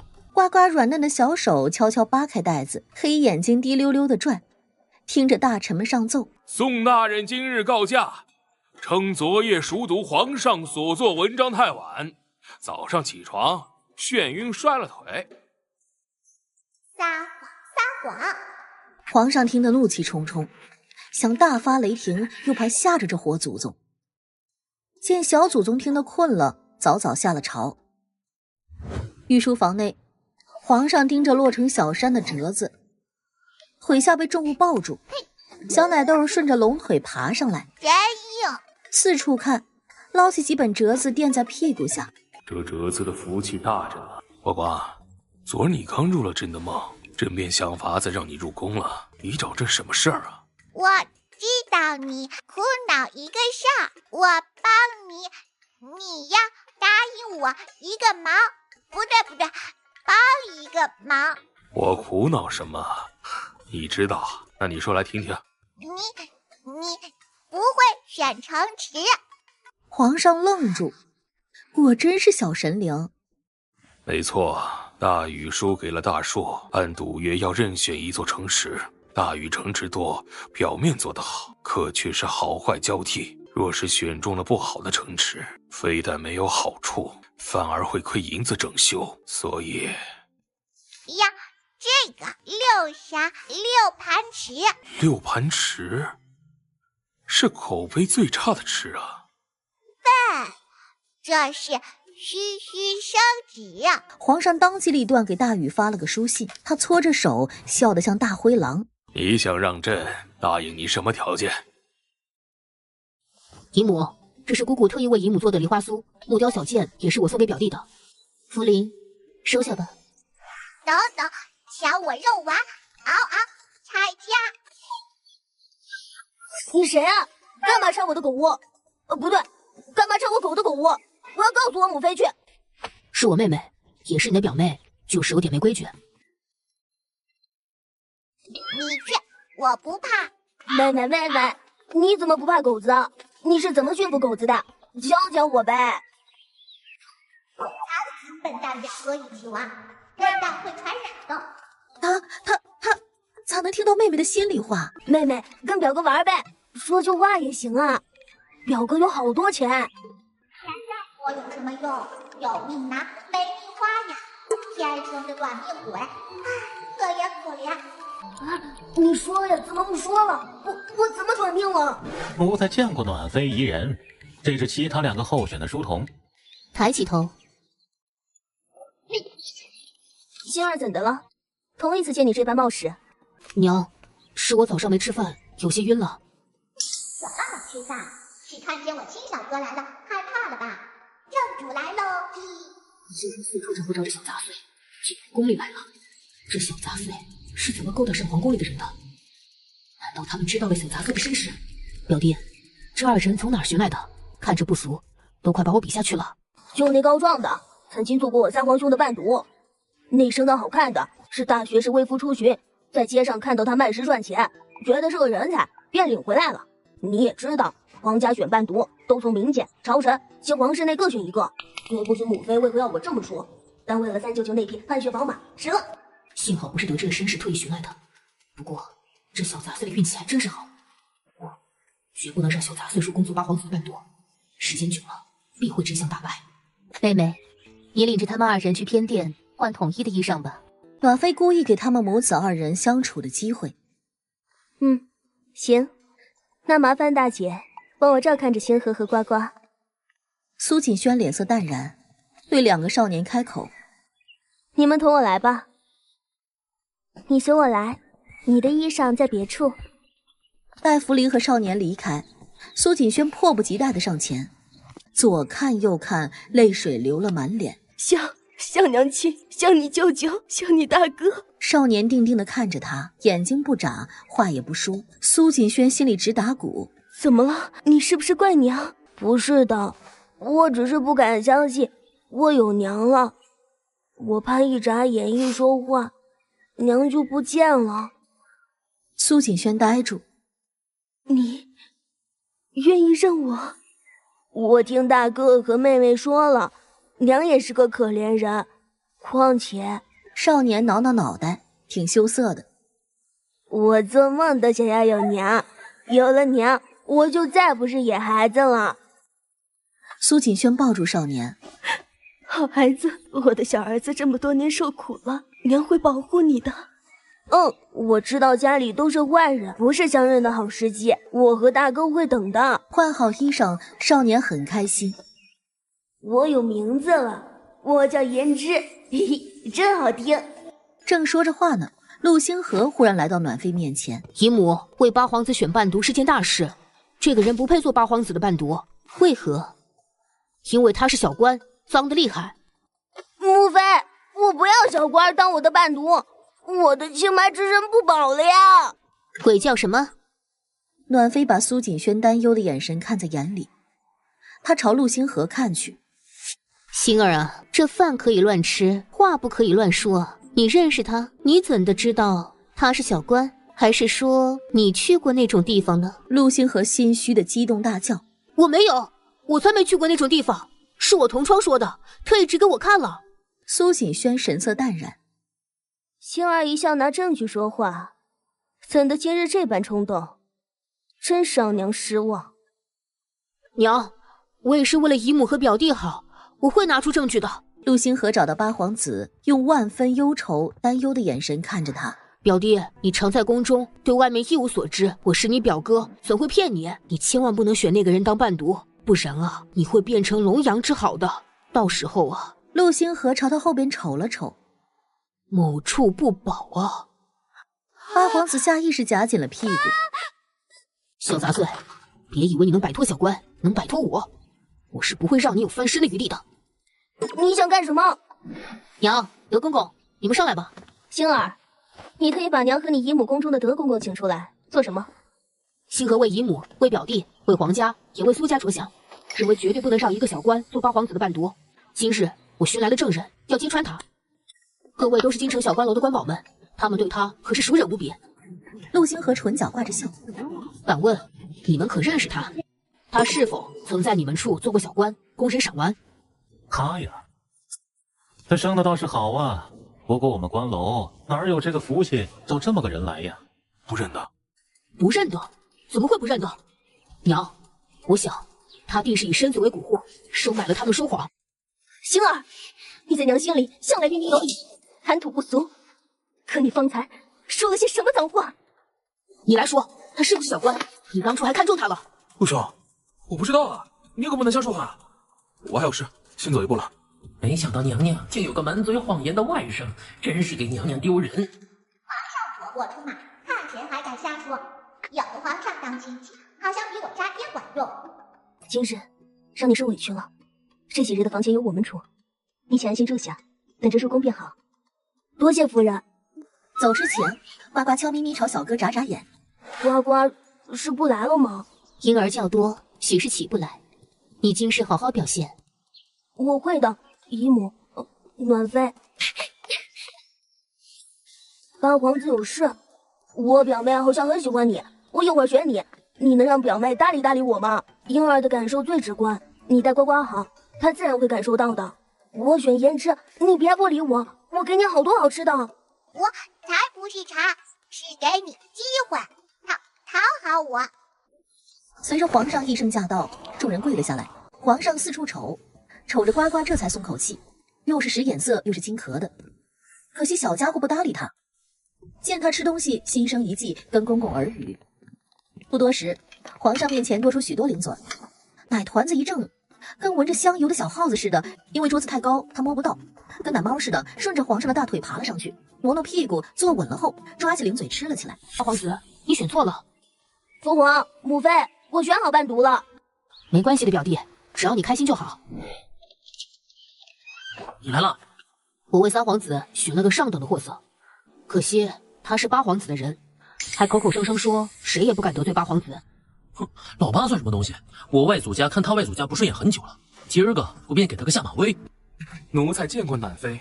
八皇子，皇上说有些书要给伴读，让伴读随奴才去拿吧。去吧。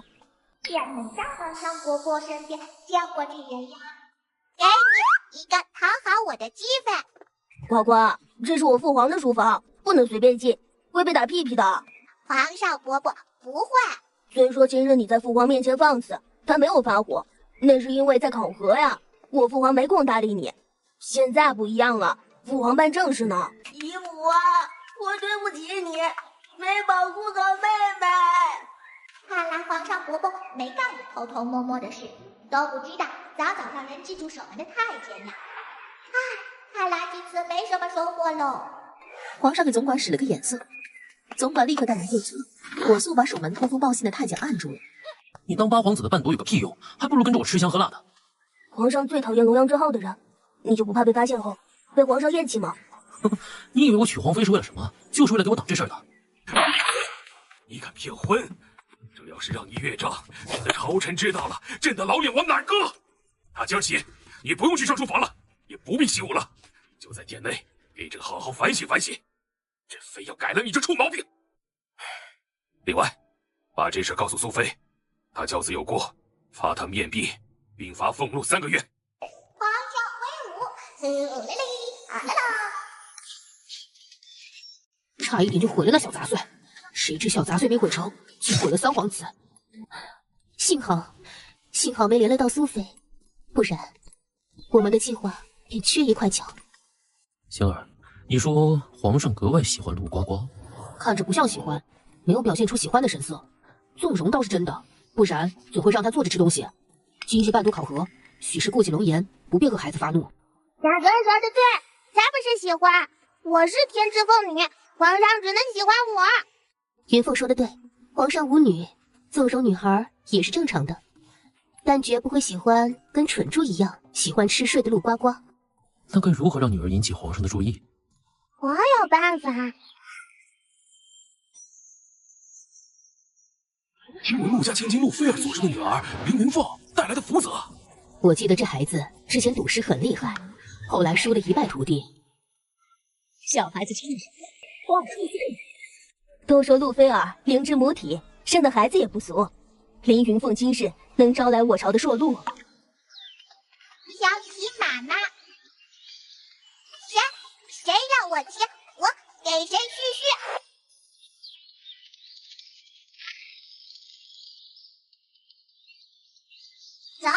走啊！小耗子要把你招来啊！小耗子要抢我功，不行！招路啊！哼，咬我，不可能！硕禄马上到了，大家不要眨眼哦。云松花，硕禄来！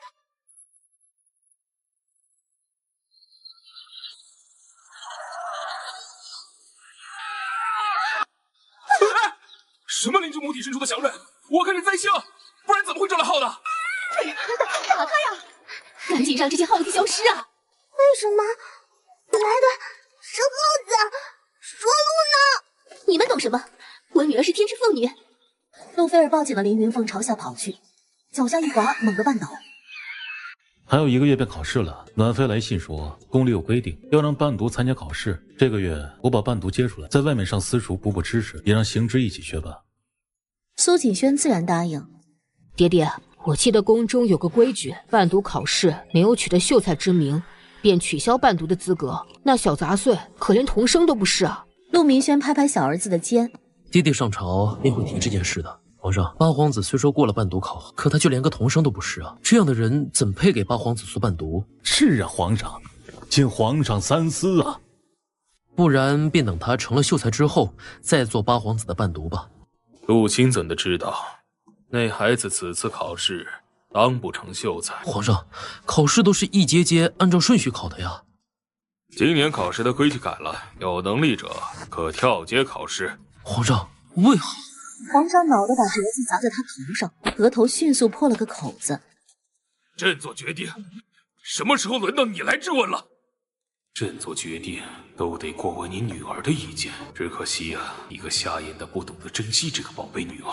听说咱书院来了个身世不明的小野种，这算什么？我还听说这小野种便要做八皇子的伴读。别这样说，他也是个可怜人。况且听闻他要考秀才。什么？考秀才？他知道秀才俩字怎么写吗？陆星河，你的文采全部都是窃偷我的，逼我写完拿给你的。最近控制不了我了，你肚子里的墨水还够用吗？让一让，都走开！星河，你妹妹来给你送饭了。现在知道巴结我了。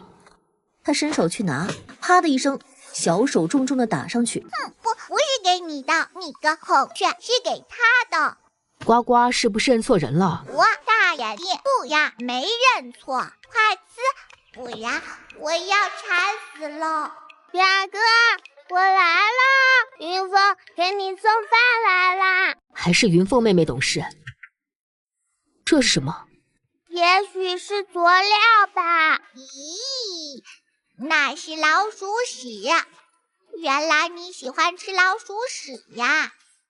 兄能参加会试了，我帮小哥偷懒。不要，真笨笨，把功课改一下，他愿意偷就偷嘛。他进在舅舅找的客栈里，特意晚回去了会儿，便发现桌上的纸张书本全部打湿了，墨字模糊，看不出写的是什么。客官，对不起，您打小的吧？是小寒方才收拾屋子的时候不小心把水洒了。罢了，我再写便是了。以后我的屋子不要随便进来了。这是倒霉符，悄悄塞给那小杂碎的身上。你妹妹说了，她得了福，考试这几日会浑浑噩噩，会分到10号，会发生许多倒霉的事。好的娘，有了小杂碎的功课，再加上倒霉符，小杂碎必输无疑。反他，反他。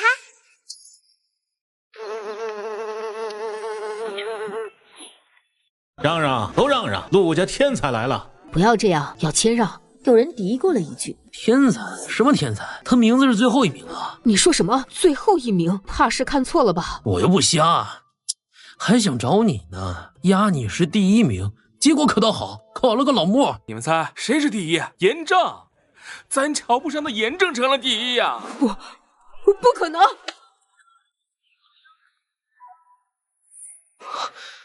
闲言碎语和菜叶子往他身上丢，他像逃命般往外跑，一口气回了家。怎么回事？你怎么能输给他？爹，是孩儿运气不好。星儿的文采可是你有目共睹的，那小杂碎未上过一日学，怎能考第一名？定是小杂碎吸走了星儿的文曲星运。你忘了，当初大师曾说过，苏景轩生的孩子都是灾星，会克父克母，克兄克一切啊！当年我救下你，大师说你是灵智母体，说我们的孩子是仙星转世，我会保护好你们的。明轩，你真好，我就知道我没有跟错人。当年那大师可是……马上大祭神日了，小哥是文曲星转世。对，星儿是文曲星转世，届时神定点名见他，星儿会大放异彩的。嘿嘿，我觉得今日的你像神仙，发着光。言之的心脏闷了闷。陆家上下气氛紧张，陆老夫人的事更多，家中不许喧哗，还没收了奶团子的零嘴。听好了，文曲星究竟是谁？看看是哪个皇子，也不一定是皇子。总之，要找到文曲星。转世的文曲星对大硕是福报。空灵的声音飘渺地响起：转世文曲，请祭神秀。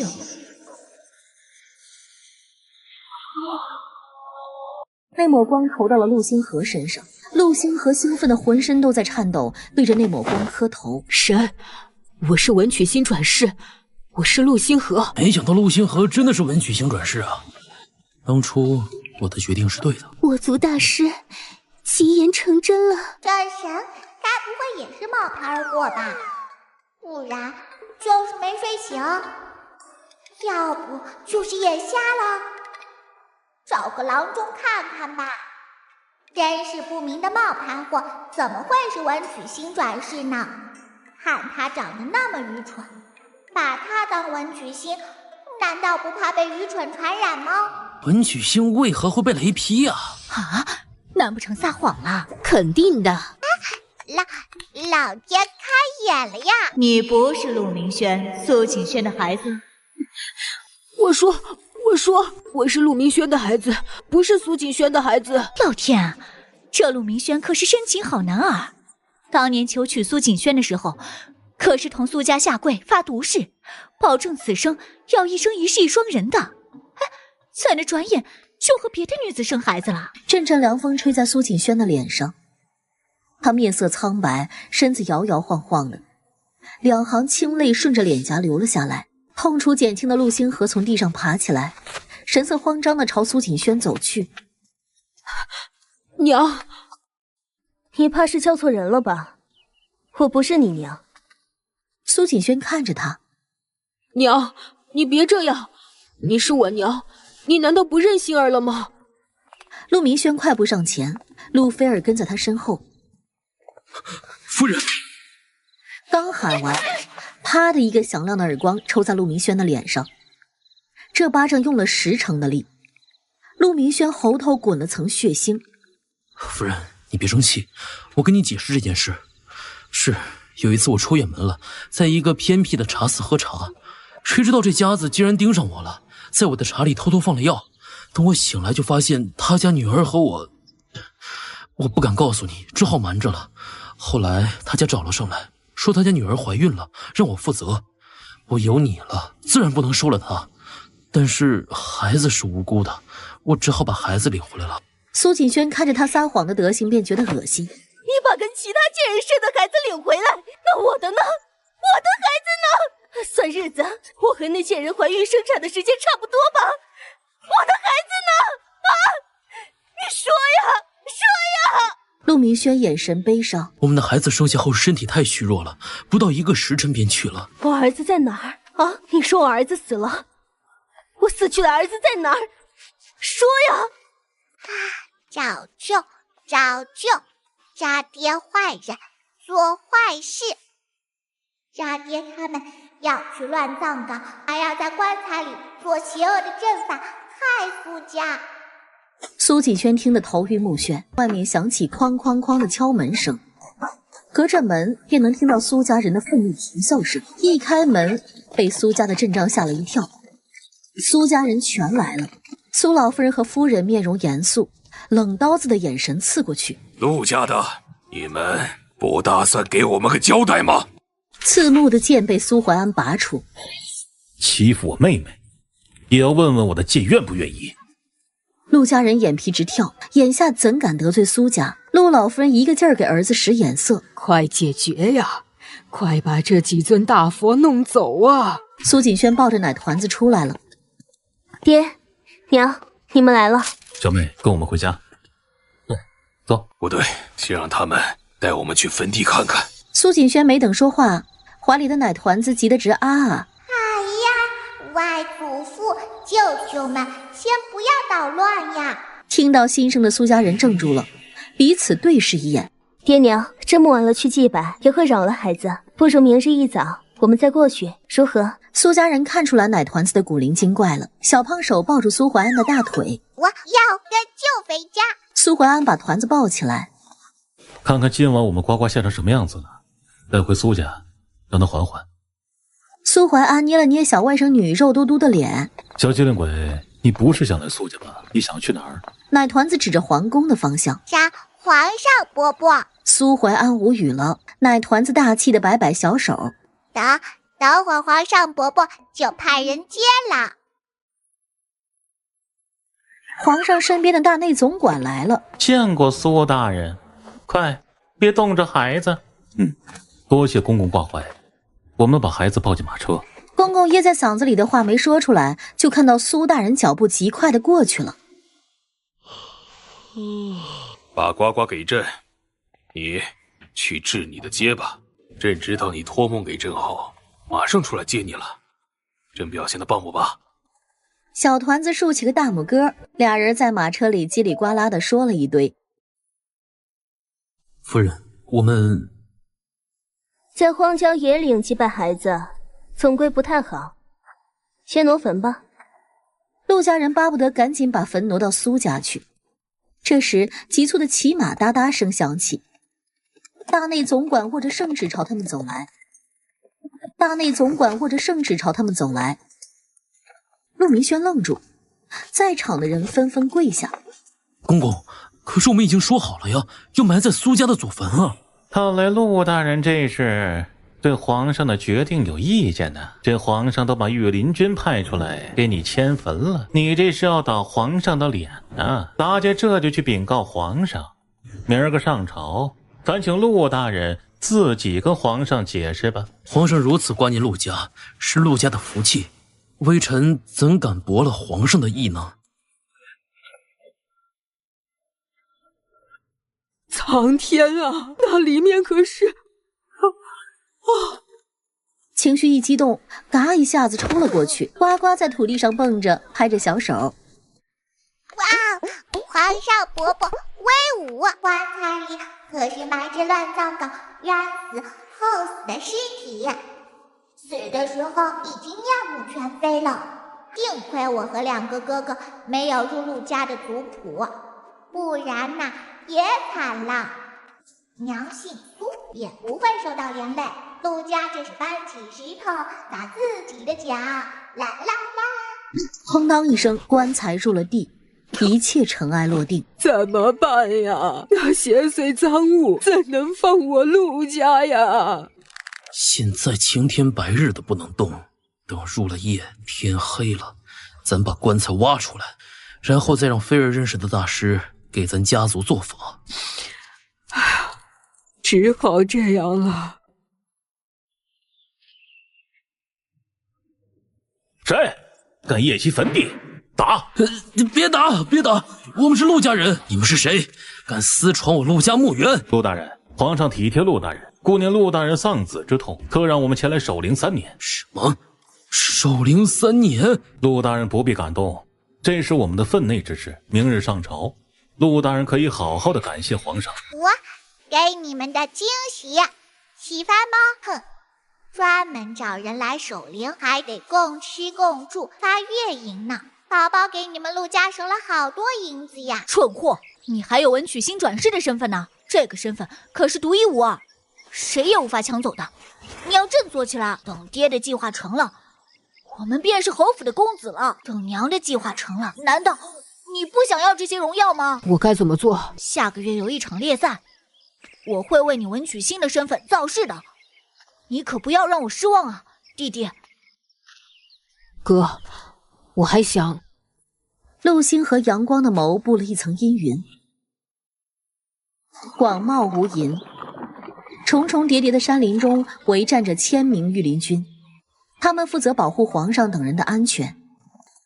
娘说了，如果第一个计划失败了，还有第二个计划。御林军统领得了皇上的命令，一摇旗子，善骁勇骑射的人如离弦的箭冲了出去。陆松风驰骋着，马背上的他傲气凛然，他看准了一匹猎豹，他手握长弓，瞄向猎物。然就在这时，一支羽箭咻地射了过去，精准无误地刺在了猎豹的身上。他看过去，对上行之意气风发、俊美沉静的脸，他的火蹭地上来了，咬着牙。没想到，当初如蝼蚁般窝在猪圈里的小杂碎，竟然也会射箭了。抽了下马屁股，扬长而去。陆松风气得脑袋都要冒火了，策马扬鞭朝皇上围场奔去。他扬声喊着大喜大喜，听到大喜二字，什么喜啊？喜从何来啊？陆松风跪得挺直。回皇上，民方才打猎时遇到了一个白狐，这只白狐十分有灵性，竟然会说话，称自己是当年先祖所遇白狐的子孙后代，可完成皇上一个愿望。皇上有些心动。这时，白狐什么样啊？我想瞅瞅。皇上被心声轰炸的耳朵痒，他咳了声。苏家人跟着吧。陆明轩见苏怀安抱着奶团子，苏大人，如此重要的场，带着孩子去不太合适吧？一个孩子罢了，带着又如何？父亲未免太苛刻了。也让云凤长长见识吧。皇上刺过去，牙都没长齐呢，长什么见识？陆菲儿咬着唇，真想对回去。难道陆呱呱这死丫头就长齐牙了吗？陆呱呱故意呲出几粒小白牙，略略略，小耗子，气死你！灵性白狐再现，不少人好奇。众人浩浩荡荡跟着陆松风来到了一处茂密的丛林。你便是能演有灵性的白狐？是，皇上，小女姓白，名姿，刚刚化身人形，小女愿追随皇上身边。奶团子瞪着俩大眼珠，眼里满是八卦和热闹。皇上伯伯挺色呀，看见美人就想收啦，也不怕红颜祸水。只希望相互反射，唯有这样，我才能和家人团聚。他说要和家人团聚，什么意思？该不会是知道了？不可能，此事如此严密，谁都不会知道他的身世。知道他身世的人已经……那便好。谁？放屁呀！是放炮。是皇上身边的大内总管来赏赐了。赏什么？猪肘子、鸡肉？不是赏小小姐的，是赏大公子的。什么？赏茂寒或大哥？赏他什么？黄泉路吗？为什么？因为皇上带回宫的白妃是大公子发现的，皇上觉得大公子有功，所以……什么有功？这是陷阱，是阴谋，美人计呀！臭男人都逃不过美人计。哼，臭男人！还是咱们松风运气好，遇到了灵性的白狐。就是白狐感恩，皇上也感念是松风让他们相遇了，不然怎么会赏下这么多东西呢？娘的招数真好，没想到美人计这么管用。接下来便是皇上赏了那么多东西，咱们陆家也不能一点表示都没有。我想着让御林军守灵实在是太浪费皇宫的人力了，便提出让皇上收回成命。皇上让御林军撤了，还夸赞咱们陆家懂得体谅圣上呢。咱陆家呀，有望啊！某些人还以为自己家多了不起呢，还以为我们陆家靠着他家呢。这回啊，可是咱们陆家自己出血。真是恭喜婆母了，我也算是陆家人，也为陆家高兴。只是，可别是昙花一现呢。你个乌鸦嘴！老夫人，少爷，来了，人来了。谁来了？这送肉的小贩，有啊。哦，他要吃瓜。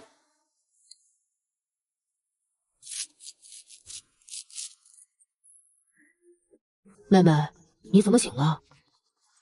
去墓地。我已化了他们的怨恨，现在劈开坟墓吧。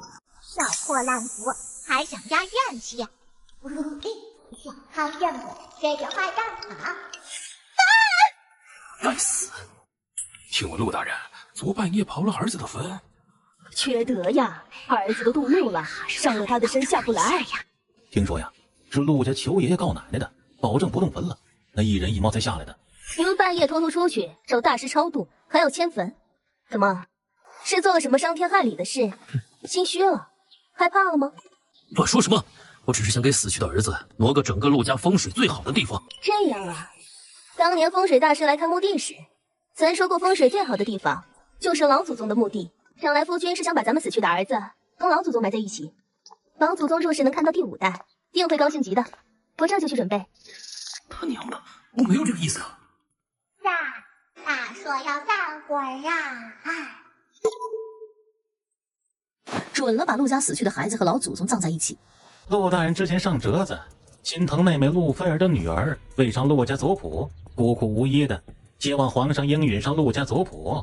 皇上啊，仁义就答应了，咱家今儿个便做个见证。我不要这，不要！在坟里。刚要说出实话，被陆明轩死死捂住嘴，警告地看着他。小耗子以后要倒霉啦！呀，姐姐也上族谱，连一起。想害我，美的你！好啊，上族谱就带我去寺庙，说我是灾。不行，夫人，为夫没有别的意思。呱呱出生时体弱多病，不比云凤抗健，过早的上族谱，怕他立不住。妹妹，父皇和妃子，比较亲密，咱们不能看哦，咱们还是个孩子。秘密呀，我最喜欢秘密。皇上，黏腻的声音响起，白妃和皇上的嘴刚要凑一起。你们在互相喂好呲呲吗？能给我一口吗？皇上尴尬的直咳嗽。好胖的小孩呀！好假的女的呀！皇上伯伯好笨呐！我打个盹儿的功夫就把这假狐狸带宫里来了，大家怎么都喜欢假的呢？是因为便宜吗？什么？爱妃是假的灵狐？不能啊！你找我干什么？糊了眼的东西呀！我来让你清醒清醒吧！你放肆！朕都允了，你不必多嘴。皇上，不好了，3皇子被8皇子推到河里去了。皇上，3皇儿好不容易解了禁足出来，原本想给皇上请安的，谁知半路遇到8皇子。父皇，八弟嘲笑儿臣，挑衅儿臣，挑衅皇上的权威，还说会想法子害儿臣的。儿臣气不过只是争辩了几句，便被八弟推入了池水。父皇，八弟这是想要儿子的命啊！皇上恼怒，刚要发作，耳边炸起奶团子的心声。错了，明明是3皇子故意拦了8皇子的去路，还对8皇子说他和母妃有白妃这个助力，在皇宫他们就是老大，还故意碰瓷8皇子，自己往河里倒。皇上，父皇，皇上会不会是中邪了？不然寻个大师看看吧。此话有理，毕竟临近寒衣节了。白妃是灵狐，必定认识得道高僧，这事便由你安排了。这是臣妾该做的。呱呱站在大人们中间，仰着头看他们，只能看到他们的腿，一个个跟木头柱子似的。当天夜里，大师便来了，对白妃他们不着痕迹的点点头，而后像模像样的围着皇上的龙床走了几圈。他不由得摇头叹息。皇上属龙，今年有劫。本大师算了算，龙和狗犯冲，在场是否有最小的属狗的？这等人可是大大的冲了皇上啊！我知道，是他，陆呱呱，他是属狗的。